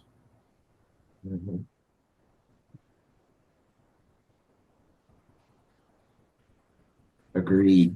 And with that tamping comment, were you all thinking maybe on that note 8 where it says the material shall be mechanically compacted, maybe just say shall be tamped? I think, Zach, what we can do have 3 separate paragraphs. One that Yeah. talks angular rock with tamping, one that talks about CLSM and one that talks about chips. Okay. That would probably be the cleanest. Yeah. And these are great discussions. This is where, you know, the rubber meets the road on trying to get this thing done. Well, and that's where having industry and these guys that install it actually Yes. helps out a lot. Yeah, one last quick comment is, I didn't see it in 620 either, but the storage of this material, during our monsoon season, that 120-inch pipe, he's laughing, will all of a sudden go across your site and onto somebody else's site and across Happy Valley Road. So I don't know if we want to address that too, that these need to be anchored. Contractors, you know, put them along the trench, and then the monsoon comes and all of a sudden the pipe isn't there anymore. It's across Happy Valley Road. But that's the truth with all kind of light pipe, right? I mean, large light pipe is gonna do that, so. Well, and at that point, it's obviously the contractor's responsibility to. Yeah, I perform. don't think it applies to a particular spec or material, right? It applies to pretty much anything they don't secure on their site. Including the trash. Thank you, Jim. Yeah, Brian, it also blows across Avondale Boulevard too. I've seen it. Not just Happy Valley Road. So this case, committee members, this case looks like it still needs a little bit of work before we can move forward with it. I think we'd all agree on that. Any other discussion or comments from the committee for the underground storage, detention, or retention tanks? No, but thanks for everyone's input. Yeah, thank y'all.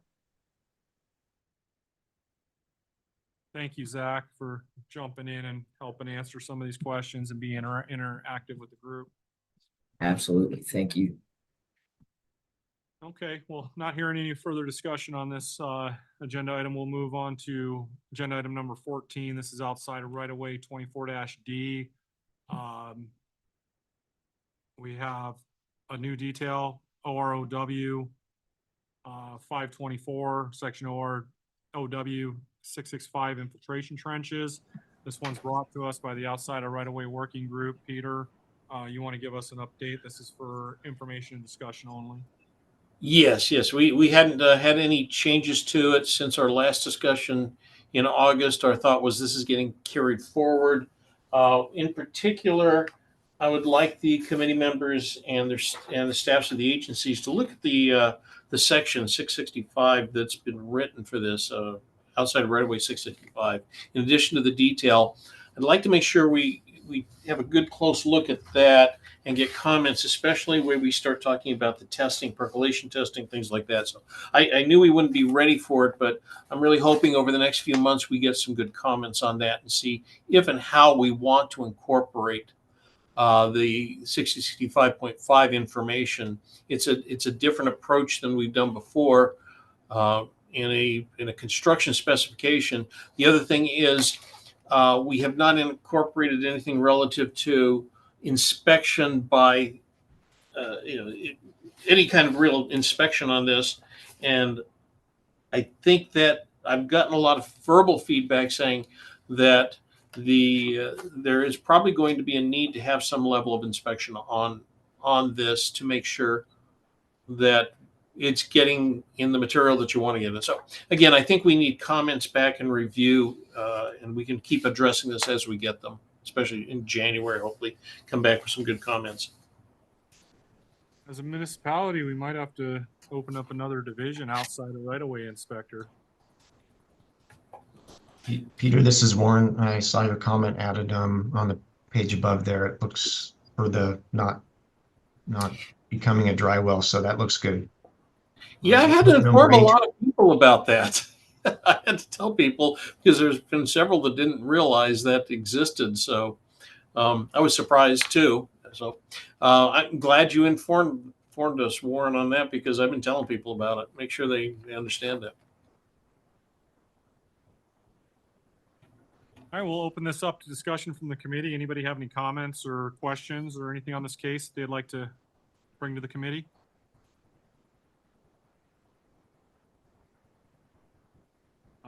Peter, just to recap, you're saying look closely at the 665 for the committee members, that's correct? Yes, yes, there's some unique things we've attempted to do here, which had been requested at one time, which is the percolation test aspect of it. It's been requested by the consulting industry that it gets standardized a little bit. The problem is we really aren't doing design standards, so this was an effort to do something. And I want to see if we've accomplished it or have we gone too far, or what everybody's thoughts are on doing something like this. All right. Thank you, Peter. All right, we'll go ahead and move into agenda item number 15. Don't go away, Peter. This is outside of right-of-way 24-E, transfer specifications and details to the outside of right-of-way document. You want to give us a little bit of background and information on this item, Peter? So now that we've got all these wonderful toys to play with, we have to have some place to put them. Last year, you were all very generous on creating the document. Now we have to actually make one this year. So Gordon has been working with me on trying to create that document. As part of that, we looked at taking some existing MAG standards and details that are definitely outside right away and moving them in. So step one was what belongs now that's in the current MAG Blue Book that should be now in the outside right-of-way book, similar to, and actually the fire line detector check vault case is identified there. So what we've done is now identify what those specific cases are, or those sections and details, give them new numbers, and then go within those documents themselves and make them consistent across both documents. Simultaneously, the second part is creating the index or tables of contents and showing what they all are. This is our trying to put a bow around the whole thing, say this is what belongs there and this is what it's going to look like. So as you see here, this is Gordon's highlighting what's going to be in there. Some of we talked about some initial ones. Ignore the stuff that's in black. That's the future wish list, kind of as a vision of what's going to be there. When we put this together, obviously those in black won't be there. We're trying to just reserve space and see how this whole thing fits together. But the ones highlighted in yellow, shown in red, are the ones that are cases that have passed this year, and the ones are moving over. So you see what's actually going to be falling in there. Similar ones, now we've gone through each of the sections and made the modifications. Anything that's outside right away will retain that acronym OROW in front of it, so it's very clear it's outside right of way. Anything that is in MAG will have the letters MAG. You'll see at the very bottom there, the last sentence, it's talking about non-woven and per MAG table 796-2. So all of these needed to have a clear reference to what is in MAG and what is in outside right of way, so we don't have misunderstandings of the different documents, because there will be duplications of numbers. We've tried not to do too much of that, but it's going to happen. Simultaneously, we want to make sure people looking in the right documents, the right sources for this information. So each of these has been gone through. The language has been modified, so it identifies where it's at, which document it's within. Great. Thank you. You guys nailed it by referencing, like you said, the MAG versus the OROW. That's a good practice with that nomenclature, so we know where we're going. Yeah, and here's the parallel one for the details. And what color's the book going to be? Well, I think we need to talk about if this. That's a discussion I think Gordon's got on the list. Not necessarily color, but book in and of itself. And then similar things with the details that's shown here on the listing, and then in each detail we went through and identified if it's outside right of way or if it's MAG. So we tried to clean everything up that's going to be moved over. Yeah, there you go. So there you see the pervious concrete, what's MAG, what's outside right of way. And I think we caught everything. Hope there's a cleaned up version. So what we're proposing is that we go ahead and actually create the document and have a way to populate everything. Has, And move those ones over. has any of the committee members not had an opportunity, or should I say, has everybody had an opportunity to review this case? That's the first question. Maybe it's a rhetorical question, but also, Peter, do you feel that this case, would you like to move it forward today? I think we should. I think we have to, although I know we're going to have a discussion on how to implement it, but at the very least, if it exists, we can do something with it. There you go. And yes, I would request we take action on it. Okay. Once again, I'll open it up to discussion, knowing that we're going to try to move into action. I'll open it back up to discussion from the committee for any final comments on it.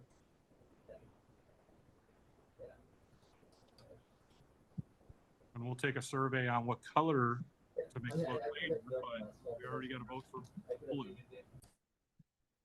All right, hearing no additional discussion on this topic, I'll go ahead and entertain a main motion to move this case forward for vote.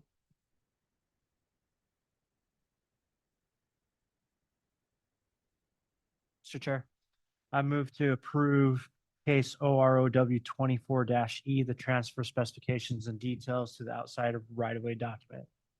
Thank you, Ryan. Can I get a second motion on this case? I'll second it, Mr. Chairman. Jim Badowich. Thank you, Jim. With that, we'll go ahead and move into a roll call vote. Okay. Let's just go straight down the list for this last case. Outside right away 24E, starting with ADOT.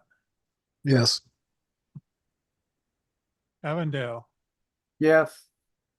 Buckeye, Yes. Chandler, Yes. El Mirage, Yes. Lawrence, Gilbert, Yes. Glendale, Yes. Goodyear, Maricopa County, Yes. Mesa, Yes. Peoria, Yes. Phoenix, Yes. Scottsdale, Yes. Surprise,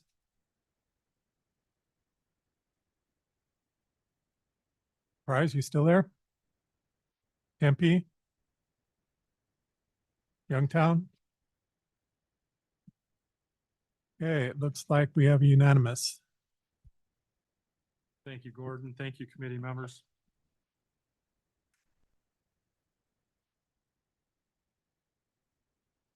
All right, we'll move into items proposed to be heard and other items. This is agenda item number 16, working group reports. We're gonna go ahead and get some updates from the working group chairs for upcoming meetings and whatnot that's in there, that's being captured in their working group. We'll go ahead and start off with the sewer and water working group, or water and sewer working group. Jim, you want to give an update? Yeah, thanks, Mr. Chairman. Real quick, so we met on August 20th. Just kind of briefly discussed the cases that were voted on and approved. We just talked about 2405, the polywrap briefly, which got voted on today. Talked about the CMP cases. And then also talked about the CIP, the cast in place somewhat. That was a good discussion then and today. And that was about it. We kind of talked about what we're going to have one more meeting here in September, September 17th.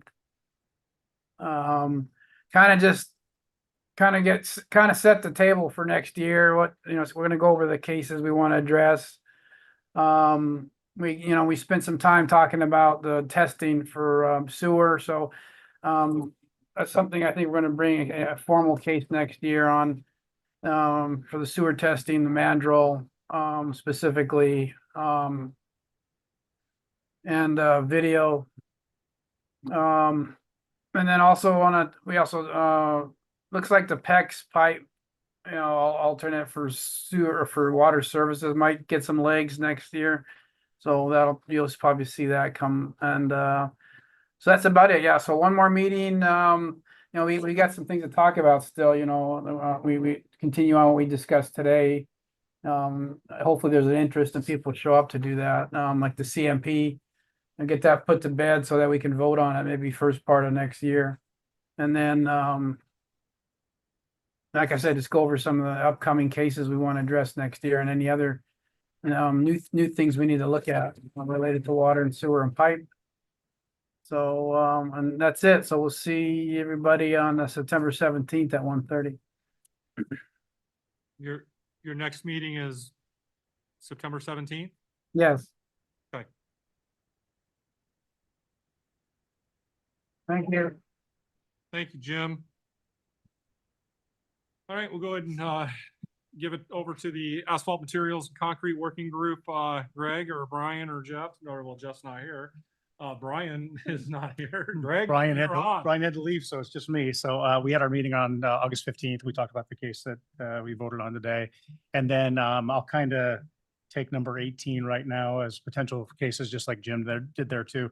There was some discussion about ADOT is going to go this way as well. So there's a lot of Arizona test methods that are in both MAG, that are referenced in MAG. There are some, I think there's 11 different instances in MAG where an Arizona test method is referenced.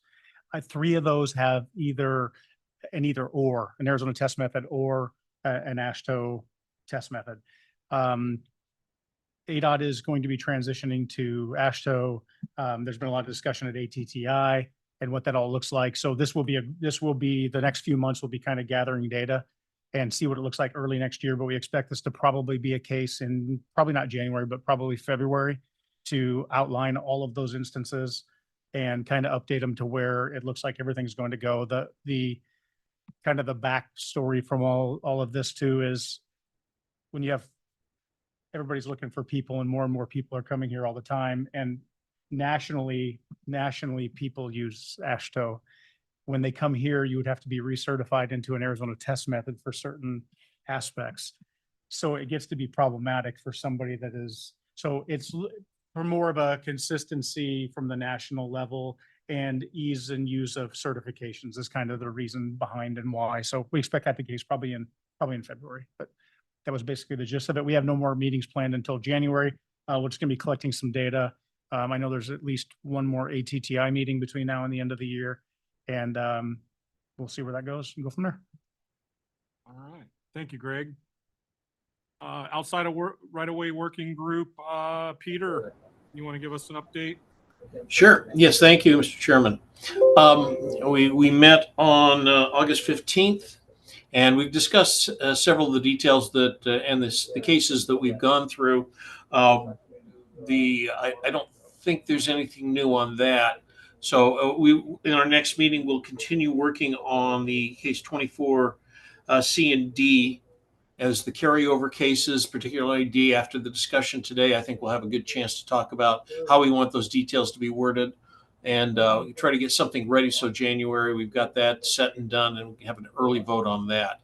And same with infiltration trenches. We'll be waiting for the comments to come on in. Our goal on those 2 cases to make sure we get those taken care of early in 2025, not let them get dragged out too long. New cases that we will be talking about will include, and I'm going to skip over the next one, preparing and publishing. I'm just going to jump over that just a minute and get to the new cases we're talking about. We're going to be, I'm sorry.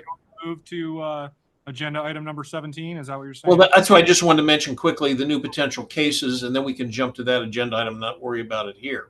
Right. So what we're looking at getting case introduced for this cast in place concrete pipe as an option for underground detention tanks and other ones on that. Now we can move forward with the stormwater harvesting basins. That one's going to be completed moving forward.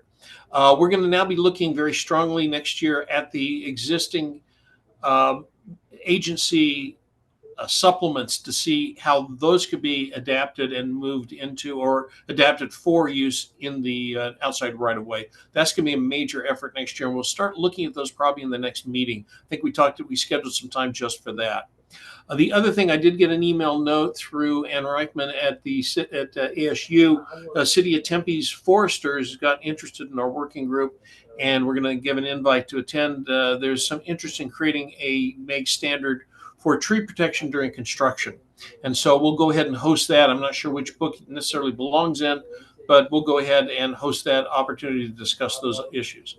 Next meeting is set up for September 19th. And we'll probably have at least a September and October meeting. We'll probably take off November and December. I think we've done a lot this year already. All right, looks like we kind of made our way all the way across the agenda and back. Agenda item number 17 then. I mean, do you have anything else you'd like to speak to about the supplemental specifications? So, Gordon, did you want to give a lead into that, or did you want me? If you want to start, I can add my 2 cents with later. Okay, because you're the one that has to live with and actually make this work. So here we've now got the challenge of publishing the outside right-of-way standard. The question now is, how is the best method to do it, and how is it going to be handled by each agency? It's not a required standard. So let's go through the first one. I think we probably should put up the agenda, the meeting minutes again. I think we had our list. You had developed a list of questions on that.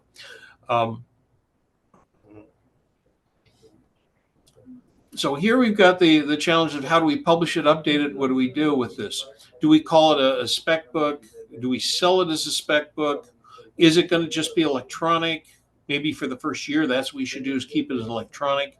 And we want to pose these questions to all of you folks on how do you think this should look? And we wanted to kind of elicit a discussion from everybody. And then, of course, we have the process for approval. We never really kind of established how it's going to get approved. The Blue Book obviously goes through a defined process. We've never really set that up.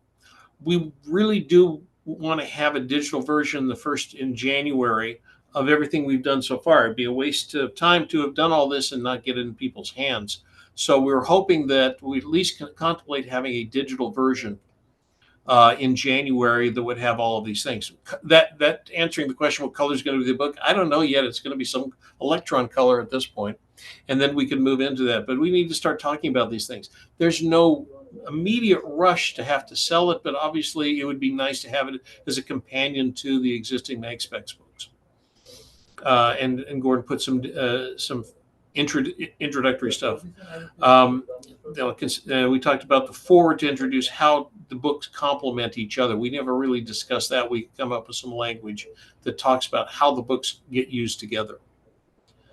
Gordon, you want to add in your thoughts and we can open up for discussion? Sure. Some of the questions that I had as well were, I know that the agencies refer to the MAG book and some of them adopt it formally through a committee process, or some of them just use it when they assign projects that require it. And some, you also think of supplements to MAG, like your own agency supplements to MAG. And we're also kind of thinking of this as sort of a supplement to MAG for use in the outside right of way. But how closely those things are linked, because obviously they refer to each other back and forth. So you want to have both handy if you're using it. But I don't know how agencies feel about having, like, do you want a hard copy of this included with the MAG book and be able to put in the MAG folder, or is that going to confuse the issue? Do you want it printed and included free in the book? Do you want it completely separate so that there's no confusion that it's part of the MAG book? Do you want it only electronic? So that's one of the questions I had. And then another question I had is, moving forward, and this was kind of the review and approval process. Since we're kind of on this, we've got the new edition of the MAG book coming up, and we've got this brand new edition of this book. And planning on having both of those available in January for your use. But in the future, you know, the outside right-of-way book does not necessarily have to be updated just once a year if it doesn't have to go through approval processes in your agency. So, for example, a couple of these carryover cases, if they get resolved in January or February next year, do we just want to update the electronic book and post it on our website right then so that it's available? Or do you still want to wait until the following January? You know, those are some type of questions you might want to consider and think through. You know, as it is now, people are used to in the industry knowing that a new edition comes out every January. So there may be some usefulness in keeping it on the same schedule so that everybody is kind of aware when the next version is going to be available. But again, these are questions that I don't really have the answers to. I can give you my opinion. Sure. I think it should be electronic for the first, well, year or two to see as this thing grows. Just let's start off with electronic, at least for the first year, possibly longer. And I believe it should be a separate book. I do not want to see it incorporated. I'd rather not see it incorporated in the MAG book as a whole. The MAG book is already, you know, the guidelines to a hospital. I mean, it's really thick and there's a lot going on in that book, and I hate to add a bunch more to it. But then on another note, at what point do we start another committee for the MAG standard specifications outside of the right-of-way working group or outside of the right-of-way committee? Because I mean, it seems like now we're having half and half. We have a lot of outside of right-of-way cases along with our regular MAG book cases. Just a rhetorical question, but I'll hand off the torch to another committee member. I would share your sentiment, Jim, for different reasons. To me, both books should stand alone in case some agencies decide not to adopt, or I'm not sure how enforcement is gonna work in each agency when you're dealing with outside of right of way. It may become guide to some agencies. Some agencies may adopt it on their council. But while all that gets worked out, the MAC right of way spec should still follow, or it should still follow its own path. I still gotta do some due diligence on my end, how City of Phoenix will end up incorporating in this, but I see these more initially as a guide. I don't, from some of the conversation I've had with our inspection staff, a lot of the items that are being covered is not something they actually inspect or issue permits for in a grand scheme of things. So that's starting to me to sound more of a, you know, suggestions. That's a great point. Yeah, it's not necessarily a permitted operation. Sure. Yeah, I'll echo the comments made so far. I fully support this being a digital only version for this first year. I don't know that we need to try to create a printable version, and I would also agree that I would like to see it as a separate document from the MAG standard details and specifications in its entirety. Having a link to it on the website in addition to the MAG specification details would be appropriate, but leaving it as a digital only version. For City of Mesa, again, I think it's fair to say there's more discussion to be had within our agency. We have adopted MAG standard details and specifications in our contract language and in our city code and as amended by our amendments to MAG specifications. We don't have language at this time that adopts supplemental details that we've just created or this other document. However, we have design standards that haven't changed, and as long as these new details and specifications are in conformance with our design standards, it'll simplify plan submittals and reviews that we see as an agency when people are using these particular references. And so we support that. I don't know that we even need to change our codes or contract language, because it's not something we've adopted, but it's not something we've prohibited. So as long as it's in conformance with our current standards, people are welcome to reference it. but I would like to see it separate at this time. Fair enough. Well, you have any thoughts on, Ryan, do you have any thoughts on, the updates being annual or being live as they pass, being that it's a digital version? Yeah, I think I would support still publishing it digitally on the annual basis and maintaining that same process. Would agree. The exception to that would be is if it became too much work and effort for Gordon and the MAG staff to try to produce it all at the same time. And if we needed to, Spread it out. if we needed to spread it out in order to reduce the workload, certainly that'd be worth a discussion. But that aside, I would prefer to see it all happen on the same time frame. No, I would agree with that too. Otherwise, you run the risk of somewhere along the line, somebody going, well, geez, it passed the committee. I watched the meeting. And then somebody think that, well, they're updating this one. Should this be updated too? I just think for uniformity and consistency and to avoid confusion, that's probably the best. All right. Thank you, Greg, for your comments. Yeah, Mr. Chairman, I'd echo all the comments that been here. The only thing is, I think I got to ask a question for Gordon and his staff.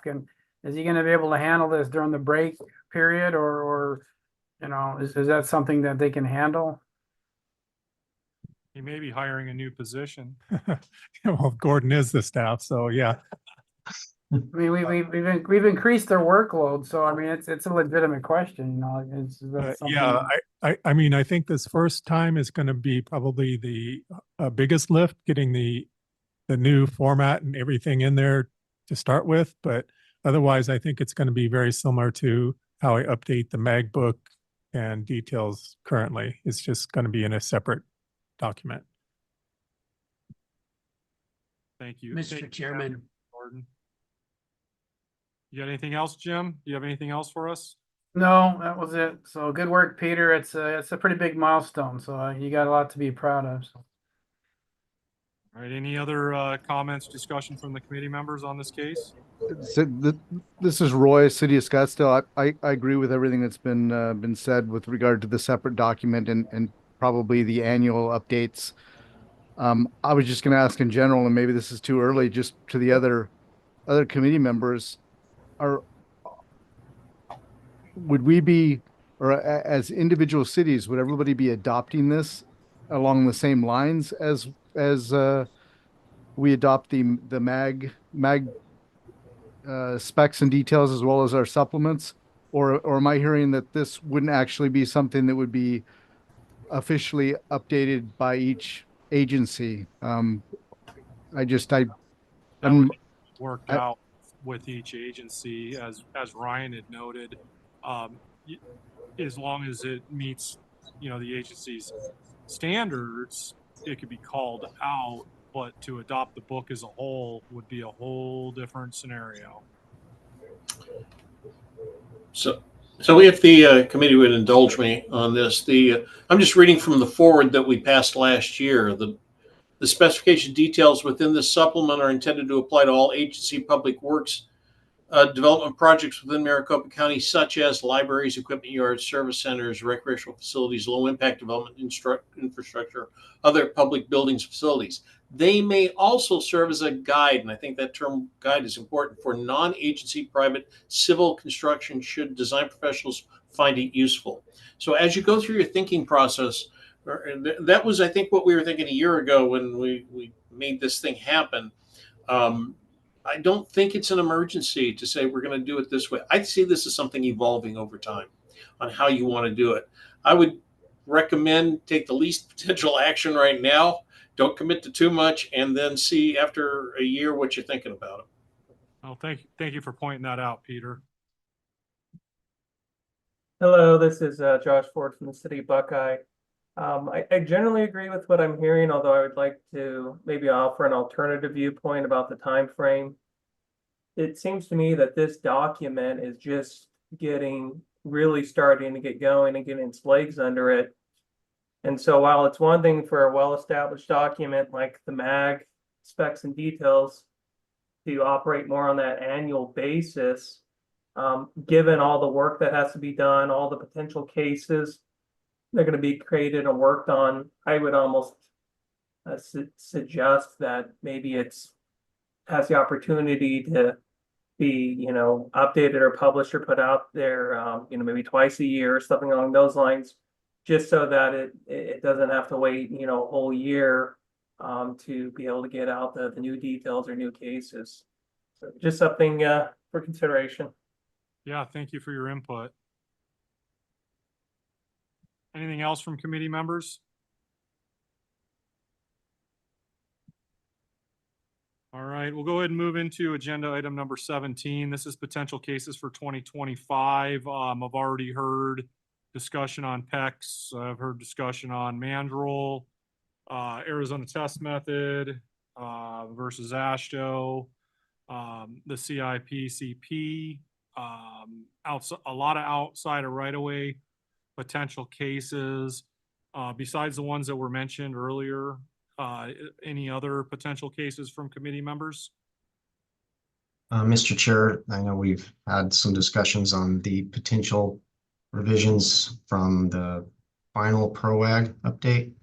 And Jose and I have had some offline discussions about restarting the ADA working group. I know there's definitely some revisions to the curb ramps, potentially a new curb ramp for a blended transition, for example.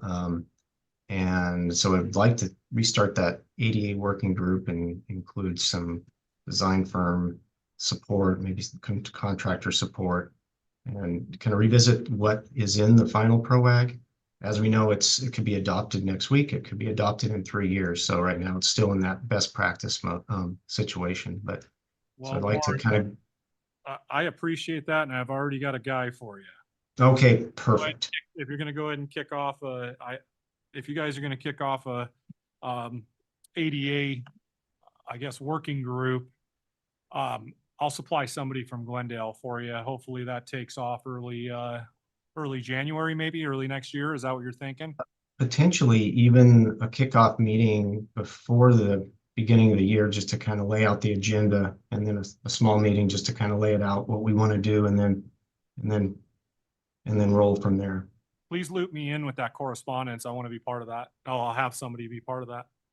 Perfect. I'll work with Gordon then on and Jose and I'll talk to Gordon on the dates and go from there.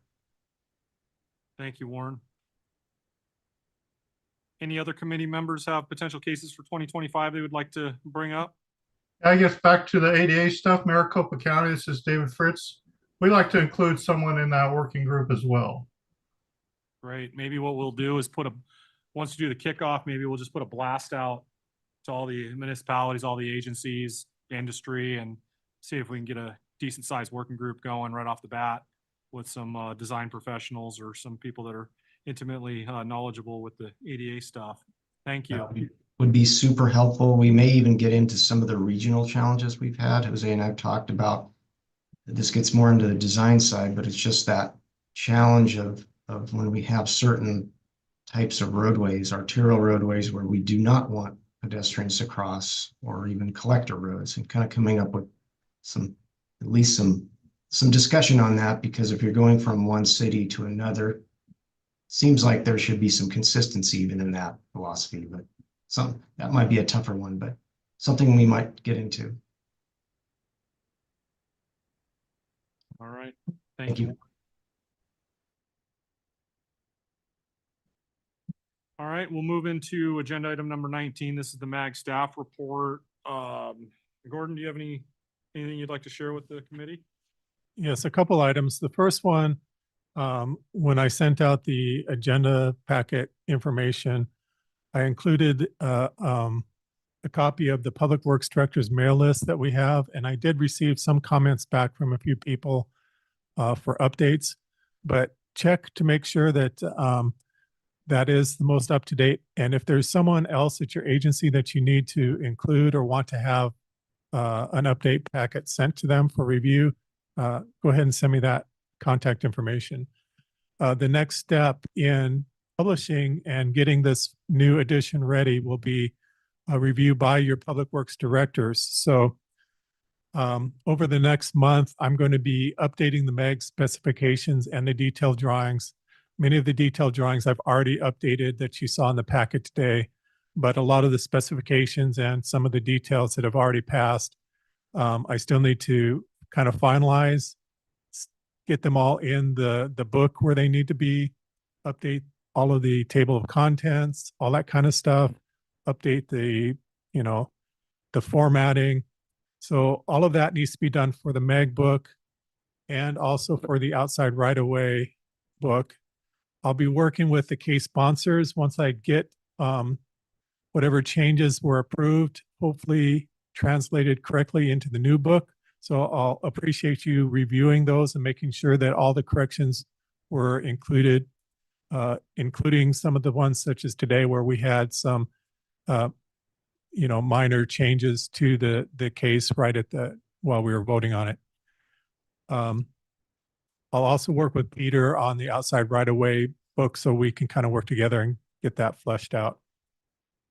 So after that's ready, I'll create a summary report that kind of describes what the cases were just in brief, along with kind of a revision packet that shows the final updates in the Meg book and the details. That'll go out to your public works directors, and also every member will be CC'd a copy so you can review it as well. If you find anything in there, if your directors find anything, make a note of it so that we can address it at the beginning of next year. After this 30-day review by the public works directors, it goes before our management committee, which is the city managers, and the regional council, which is the mayors. It's usually on the agenda only for information. So they just will understand that it's coming and there will be an update, a new edition. They don't really vote yes or no on it. It's just basically for their information. Once it's gone through our process and the regional council has looked at it, their meeting is the first week in December, I believe. Then we can publish the book. So we'll get the printing done. It should be ready to be published and available January 1st. And same thing with the online versions. So that's kind of the process that I'm going to be going through over the next couple months. And you may hear from me, you know, if you're a case sponsor, and also for the final review.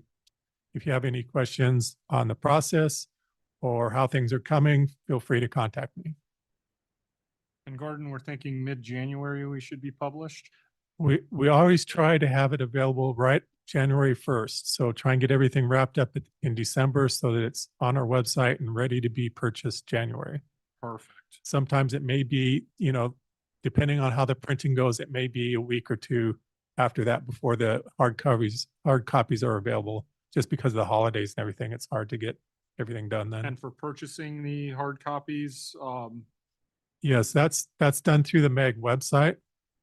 So if you go to our website and you go to, probably the easiest way is to go under programs to Public Works Specs and Details. There's a link right here to purchase Specs and Details publications, and you just specify what you want. So we'll have the 2025. Since this is going to be a new edition, there's not going to be a revision packet that you can buy. You'll have to buy the whole new book this year. fresh print. Fresh print, yeah. And that's going to incorporate all the past revisions. So all the old revisions are going to go away as well. And if you guys are anything like me, your book's probably already fallen apart and has duct tape on it. Yep. So that's all I have to report right now. Thank you, Gordon. All right, we'll move into agenda item number 20. This is general discussion. I heard Greg bring up the Arizona test method thing. I think that was a surprise to me to hear changing. I didn't hear anything, but I don't keep my ear that close to the ground. But thank you for that. Anything else anybody else would like to bring up? Any committee member for general discussion? All right, hearing nothing, agenda item number 21, request for future agenda items, not for cases, but agenda items. Are there any requests from members for future agenda items? You may not have an idea right now, but usually the beginning of the year is a good time for external presentations. We usually have a little bit more time in the meetings for those. So if there is something that's been on your radar that you think would be a good presentation to this group, you may start considering that and let Gene and I know as a potential in the future. Thank you for bringing that up, Gordon. Yeah, that would be an additional agenda item. So definitely, thank you, Gordon.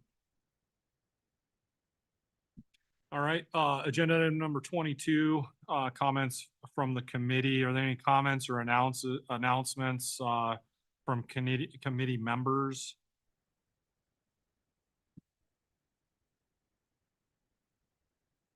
All right, hearing none, being the generous chair I am, I'll go ahead and give everybody next month off.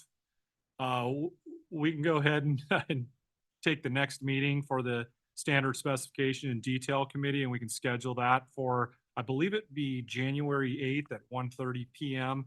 January 1st, I believe, is a Wednesday, so that would put us January 8th. With no further business today, today's meeting is adjourned. Thank everybody for sticking around and handling the business. Y'all have a great rest of your day.